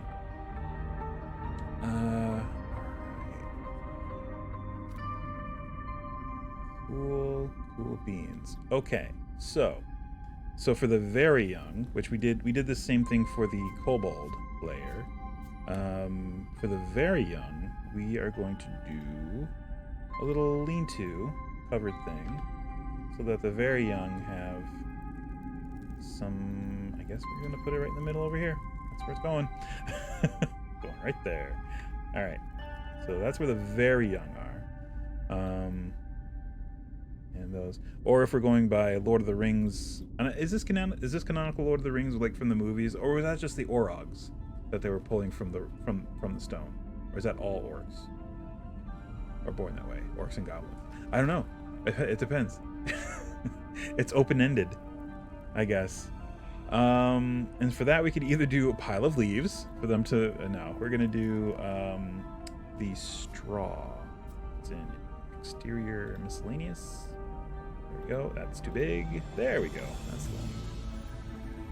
So just kind of carpet it like that. There you go. That's where the very young are, until they are old enough to kill each other. Cool. So there you go. There's the pits where the young sleep/fight. The non-combatants, though, they still need something. 18 of them, huh? Oh, I know what we can do. Like a loft bed. You know what? I'm gonna try here. Let's see. Let's do this. Can I do it? And if I do it, is it gonna be what I want? I don't know. Maybe we build it somewhere. Oh, nah, it's fine. It's fine. It's fine. We'll do it this way.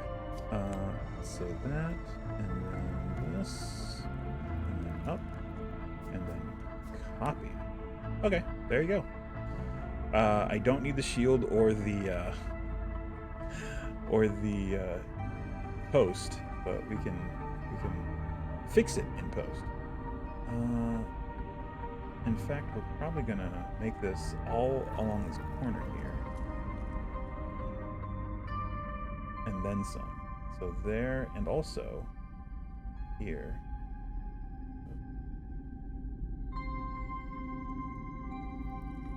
And also here.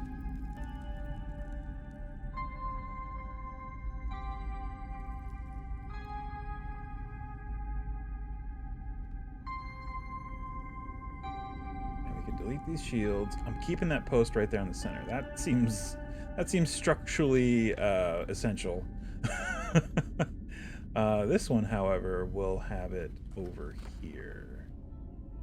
Seems like that should be fine.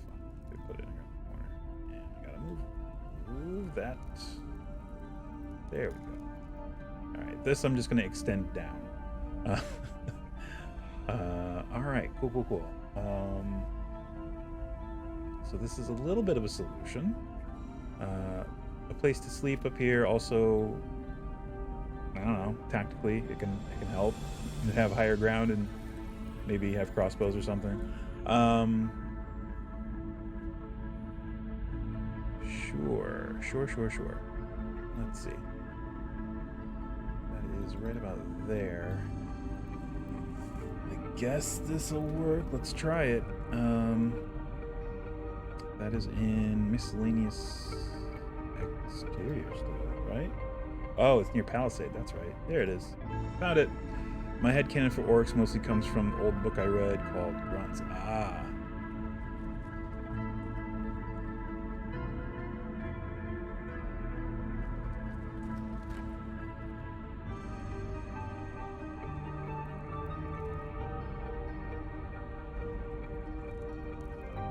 There we go.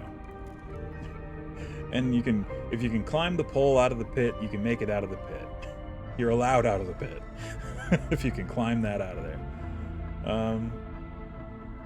Alright. Seems fine. Probably gonna end up doing... So we can fit how many up here? Like 1, 2, 3, like 5 maybe? Alright. And then another 1, 2, 3, 4, so like 9. Okay, that's half of them. Alright. Sure.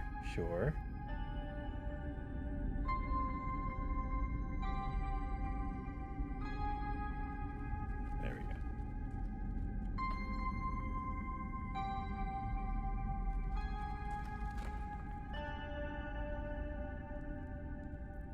Man. Sorry, I was just trying to think of logistics of having to get up to go to the bathroom at night.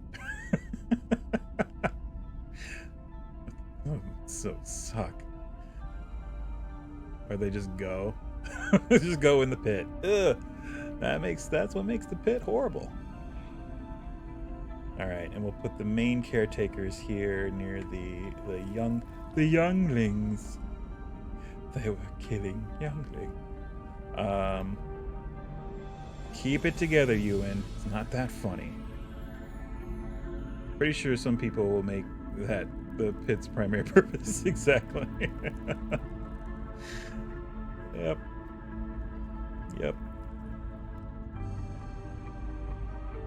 Alright. So, that's not even 9. That's 8. I can count. Oh, we can put another one right here. Yeah, there you go. One right here. Actually, do here, and here. Tilt, pivot. There we go.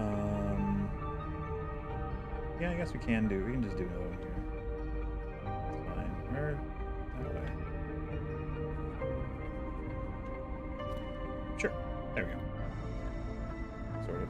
Oh. Something on the floor there a little too much. Alright.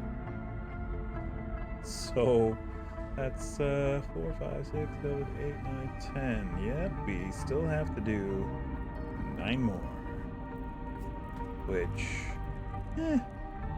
we can, I'm sure we can make more bunks.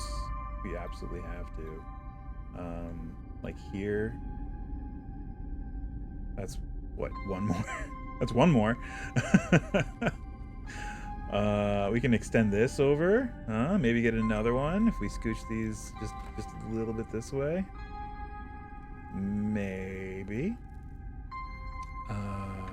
Here, let's see. Let me do that, and then make sure I'm hitting the right. There we go. And whoop. And okay. And now I have to just go in and delete a bunch of stuff.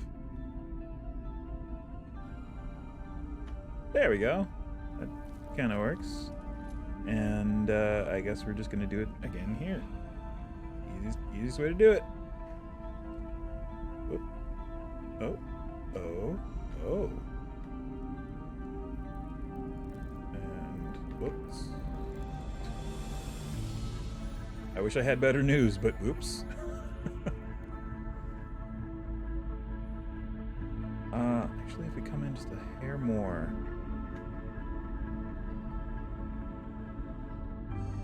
There we go. Okay, there we go.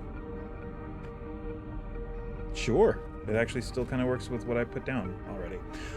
Sort of, kind of. And this person's just going to be crammed here at this end of the bunk bed, constantly vying for space.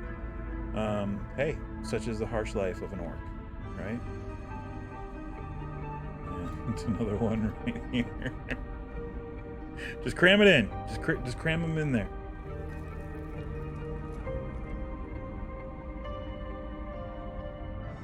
Whoops. Yeah, there's no way I'm going to be able to fit another one over there. Let's stay right over there. All right, so that's 5, 6, 7, 8, 9, 10, 11, 12, 13. 13. Okay, 5 more. I'm guessing Gary Gygax just had them in a pile onto the next to each other. Yeah, pretty much. I'm sure some can share bunks. Yeah, I think that's fine. I think we got the point across. I think we're good. I don't think we need to more to agonize over this. In fact, we can probably clean this up just a little bit, just a little bit. Kind of make it a little bit more. Here, let's get rid of that one and that one. There. I'd say that's adequate. Cool. All right. So there is the orc common room. I didn't put any over here, mostly because, you know, people coming in, this is sort of the first place they head to. At least around this corner, they're mostly safe. And that was my thinking on that. All right. Cool. And on to the next bit. I'm pretty sure that's all set. So that was the common room, which was 10. We're going to move on to 11, which is down this area. And this hallway slopes. Is it downward or upward? Doesn't say in the key. It just says on the map, slope. So I'm going to assume it slopes down? Or would it slope up? It's so weird. Huh. Maybe it slopes up. Here, let's read. Let's see what 9 says. Okay, 9 doesn't mention it. 10 here recorded 12 male orcs. Great, more. Oh, no, that's what I just read. That's what storage chamber is allowed. So it's like, God damn it, not more. The doors are locked amidst the stacks and heaps of supplies. Amidst the stacks and heaps of supplies are goods here. There are 3 shields, 17 spears, 2 axes, in excellent condition by some quirk of fate, in parentheses. A small crate in the far northeast corner contains a long-forgotten light crossbow and 60 bolts. There's nothing else of value in the place. So storage sounds like mostly not food. Although it slopes both. Yeah. I think we can try that. I think that will hedge our bets. Yeah, Gygax probably just had them standing. Yeah, just standing static until the PCs show up. Okay, so storage room with a sloping hallway. Okay, let's try and use context clues from the map. So, oops, I'm hitting my keyboard tray. All right, so if that slopes down, then at some point it has to slope back up. Just a room of T-posing. Yep. So if that slopes down, at some point it has to slope back up because it connects with the complex of caves from C, which is at the same level as the cave entrance B. So at no point does it say, well, even then, if it slopes up, it still has to slope back down at some point. Come on, people. All right, so I guess it really doesn't matter. Whatever we want to do. Let me see. Maybe it makes a note in the. Let me see. Caves, underground, interiors.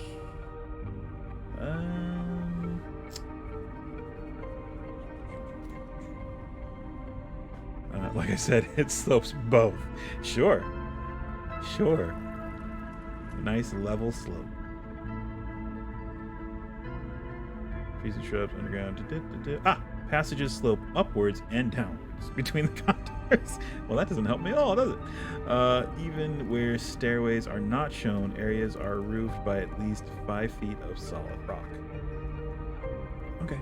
So it's up to us, is what I'm getting from this whole thing. Because if it slopes up, it eventually has to slope back down to meet up with the caves from cave entrance C. If it slopes down, it has to slope back up for the same reason. So it's extra painting. Easy. Exactly. Oh, we got this. This is easy. All right. Okay. So I guess from the start, we can, let's see, go to cavern, go to this. We're just going to make this. There we go. Whoop. Yep, that's fine. That's correct. We're going to slope down. Because why not? Chaos, remember? Exactly. Is that too much? That might be too much. Maybe we want to do it in 10s instead of in 5s. Yeah, that might be too much. Too much sloping. All right, so down and then down. How many is it? It's 5, 10, 15, 20 to the next intersection. So, or not 5, 10, 15, 20. Come on. 10, 20, 30, 40. So 10, 20, 30, whoops, 40. Okay.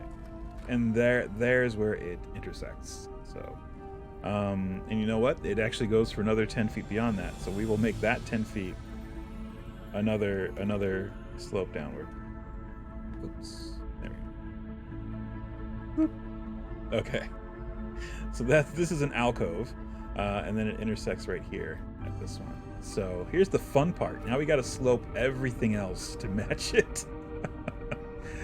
Fun. So let's get rid of these because those are no longer applicable.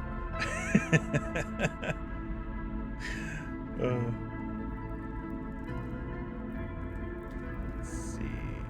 Whoop. That and boop.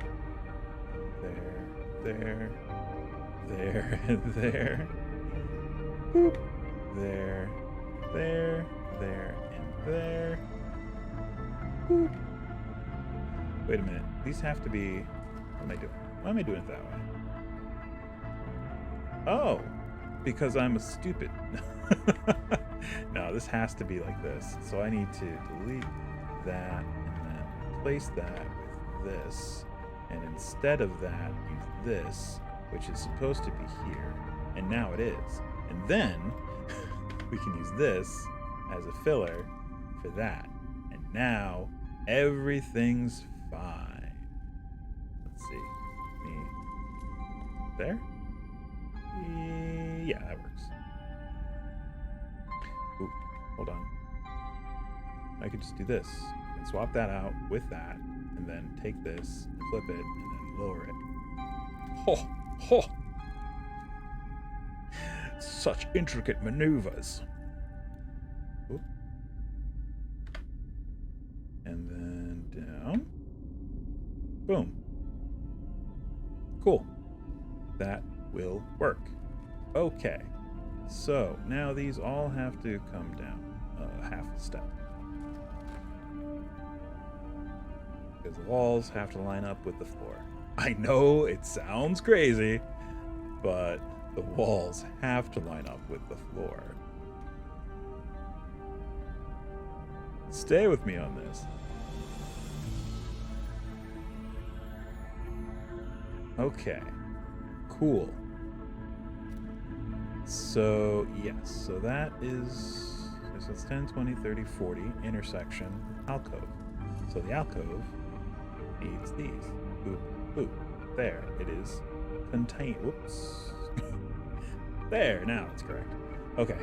Well, let's see. This is where it gets a little tricky.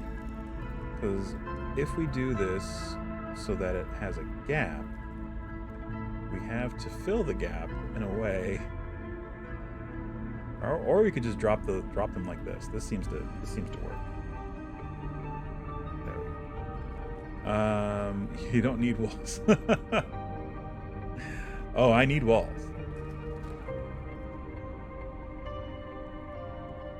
And that goes there. Okay. Cool.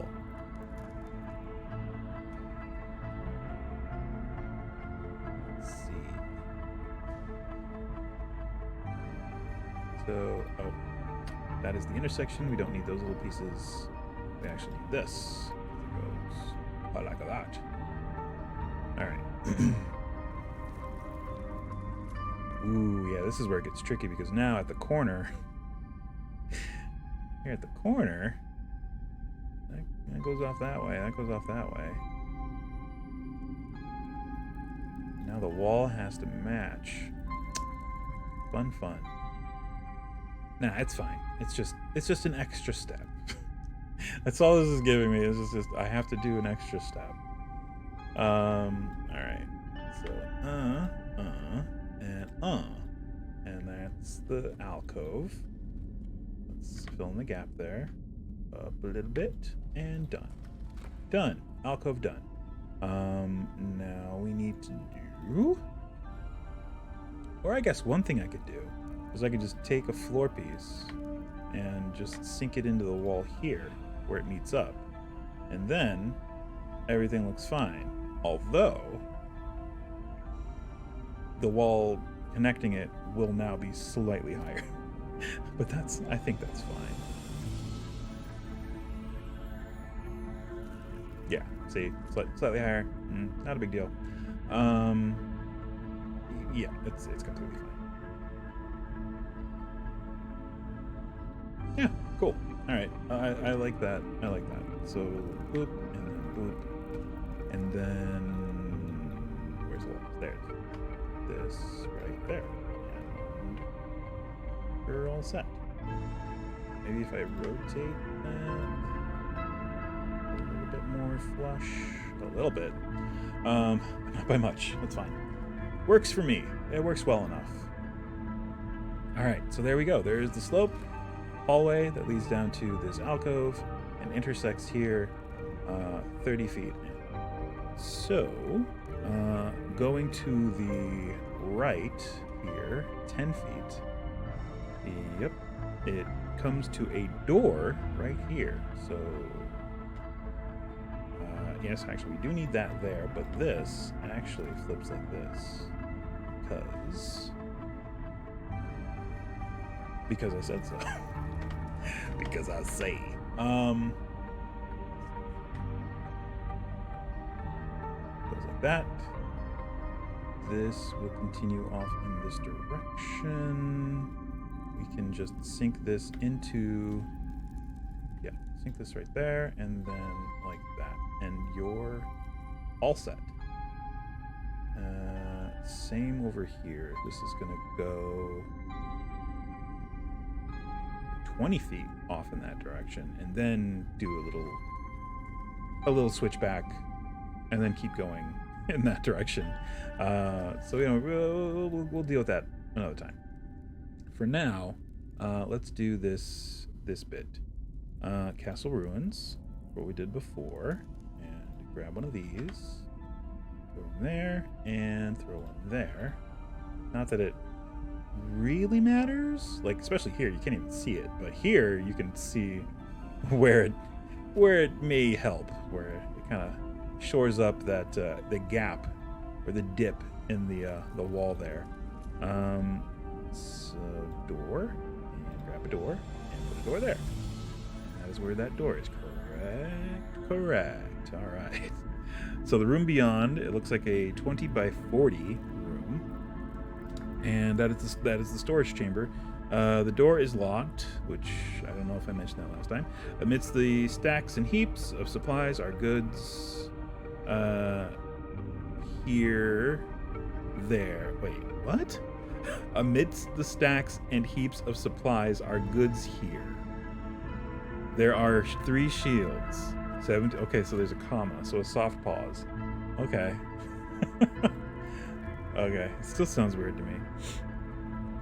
So this goes up 10 feet right to the wall, where it continues. Thank you. So the wall continues off in that direction. And we need a 20 by 40 thing. 20 by 40. Is that 40? 1, 2, 3. Yes, it is. Cool. And then let's just frame this in with the wall. Put it around. Boom. And corner. Corner. And wall. Boop. Is that the way to get some gap or no? Okay, no gap. Good. And then we'll just do that. And one right here. How many gaps do I get if I do that? One. Just one. All right. We'll fill that gap. Boom. And continue off this way. 2, 3. How many gaps? How many gaps we get? I'm guessing one. One there. Oh, the rest are fine. All right. So again, overlap right there. All right. Cool. There's the 20 by 40 room. It is for storage. I'm guessing orcs might have shelves of some kind. My guess is that they just have a shelf that someone else built and they drag the whole thing here. So I know there is a bookshelf in furniture. Where is that thing? Oh, there's more than one. So I'm gonna use the empty bookshelf and I'm just gonna put it here slightly askew. Just sitting here, and we're gonna put stuff on it now that we can. Oh my god, the dark days before we could place things independent of the grid. I remember them. Most of Keep on the Borderlands was built in that time. So there are some very janky solutions to that limitation. Oh, there's a big old wardrobe too. Do we have... Oh, does this open? You know what? I never checked to see if this thing actually opens. It might. It might be one of the sneaky interactive things where you can hit the thing and open it.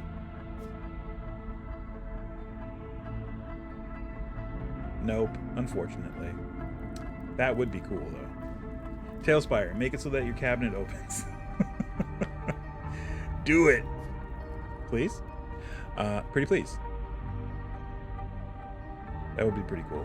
You could just put a PC mini in there. I'm hiding in the cabinet. I'm hiding. I mean, this thing opens, and this is tiny. This is little, very, very small compared to that. Oh, it doesn't open anymore. The drawer used to open. I'm out of build mode, right? Yeah. Oh, the drawer used to open. I guess it doesn't anymore. Huh. All right. Fair enough. Okay.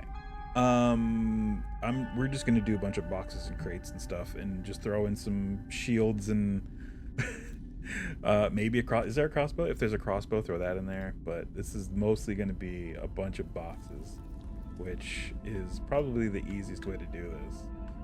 So throw a bunch of boxes in here.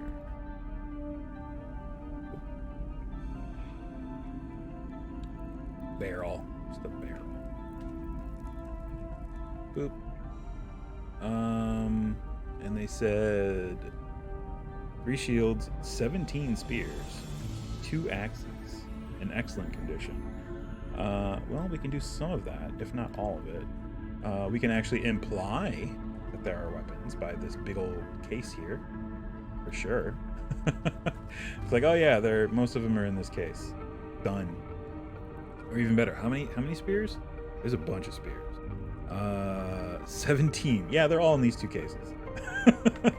There. I'm not gonna place 17 spears in here. There's 17 spears in those cases. Done. And we'll throw a little one here. Boom. And about one of these over here. Just kind of open. And some more boxes in the corners. There's rando. They also said a crossbow.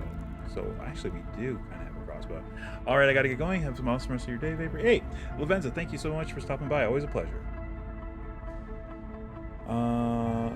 Let's go see, let's see some weapons. See what we have. We have mostly melee weapons, if not completely completely melee weapons. but shields. They said what? 3 shields? 3 shields. Yep. All right. So we'll. But we do have arrows. There are arrows, and I think there is a crossbow ballista thing that we might be able to just kind of like just throw in here. It's like, yeah, there's the crossbow. It's a little big though, so maybe not. All right, so there's your 3 shields. Just kind of leaning kind of over there. Axes. There were how many axes? 2 axes. Here we go. 20 clubs and 1 broken crossbow. Yep. Oh, it's a treasure trove. All right, we'll just put these axes here on top of the spear cases. Oops. Oh, I wanted that. Whoa. There. And down. Whoa, too far down. Too far down. Down. There you go. That's fine. Down. Okay. There we go. So yeah, there's that. There's oh, these axes are slightly different. That's kind of cool. Shovels. Neat. Those are weapons, I guess. We'll put a shovel in here. I like how it's straight up and down. It's like straight up and down too. It's for shovel night. Of course it is. For shovel night. Boom, shovel. It's kind of tucked in there. What else? I guess that's it for this one. Storage, Cork of Fate. Yeah, they said crossbow and some bolts. I think we can do bolts. And then we're actually wrapping it up. We are overtime slightly. Thanks everyone for stopping by and watching. Vundalqueep, Lavenza, Amorphous, Black Wolf, who else stopped by? Akamionet, thank you for stopping in, and the follow. Sam, if you're still there, thanks for stopping by. We will be back on Thursday for some more Breath of the Wild. We played this week and got pretty far. We got close to the Rito village, which we're trying to head in that direction right now, because Rivali's Gale is one of the better champion abilities, and it's worth it. It's just worth it. So yeah, check that out. We'll be back for that on Thursday, and then following Saturday, more TaleSpire. No more Skyrim. Skyrim, it's on the shelf. It's back up on the shelf. We're done with it for now. I feel like we've put in our due diligence on that game. So yeah, if anyone's looking for a game of Dungeons and Dragons to play monthly, I run a game through Eventbrite, ticket sales on Eventbrite. You can check it out. Actually, you can't because there's nothing posted right now. But if you are interested in playing a monthly dungeon crawl run by me, I run it using Roll20 and D&D Beyond and Discord. Right now we have a few players. We're looking to get more to keep it, a consistent game. Have regular players so we can kind of keep playing. But yeah, if you're interested, check. You can message me on either Instagram or Twitter, and I will get back to you. Just let me know if you're interested. I'll tell you the deets and try and get a game organized for a month. It's usually like Tuesday, either like the first or last Tuesday of each month, and around 6 to 10 p.m. Central Time. That's sort of what we have been doing in the past, but we're just trying to get it back up and going if we can. But it's a fun time. The dungeon crawls, I make the encounters interesting and difficult just to keep things interesting, and I give good loot and some good experience, and yeah. So yeah. Hit me up if you are interested. If you're looking for a non-D&D game to play with your friends and or family over video chat, check out tourguidegames.com. They offer on-demand professionally led TTRPGs for you and your friends and family. All you need is a smartphone. You don't even need a pen and paper or dice. Your tour guide is more than happy to take care of any note-taking or dice rolling for you. And even then, there's not a whole lot of that required. The games are very rules light, easy to learn, and a blast to play over the course of a couple hours. Games like All Out of Bubblegum, Time and Temp, Lasers and Feelings, Project Ninja Panda Taco, Guild of Orpheus, Honey Heist, Fiasco. So games like that. So if you're looking for a good time, like a good improvisation heavy game, or something to just kind of have fun with your friends over a distance, it's a great option for that. Or even if you can all get in the same room and just hop on your phones and and do this. It doesn't have to be over a great distance, but it is ideal for it. If you're if you're quarantining and you want to reconnect with your friends for game night, or if you've moved recently and you want to reconnect with your friends or family, it's a great option for that. Or if you are an employer that's looking for a team building exercise for in-house or remote employees, it's great for that. They've done that many times with great success. So yeah, if you're interested, again, check them out over at tourguidegames.com. And again, everyone, thank you so much, and stay safe, wear a mask, wash your hands, don't touch your face while you're out and about, social distance whenever possible. The mask goes over your nose and your mouth at the same time. Check and see in your area if you are eligible for vaccines or boosters, and do it, because it is the responsible thing to do. And we will see you next time. Until then, just be awesome, and ta-ta! Hey, what's up? If you enjoyed this video, be sure to hit the like button and also hit the bell if you want to know when I post some new stuff. You can see some of my other stuff right over there on the screen.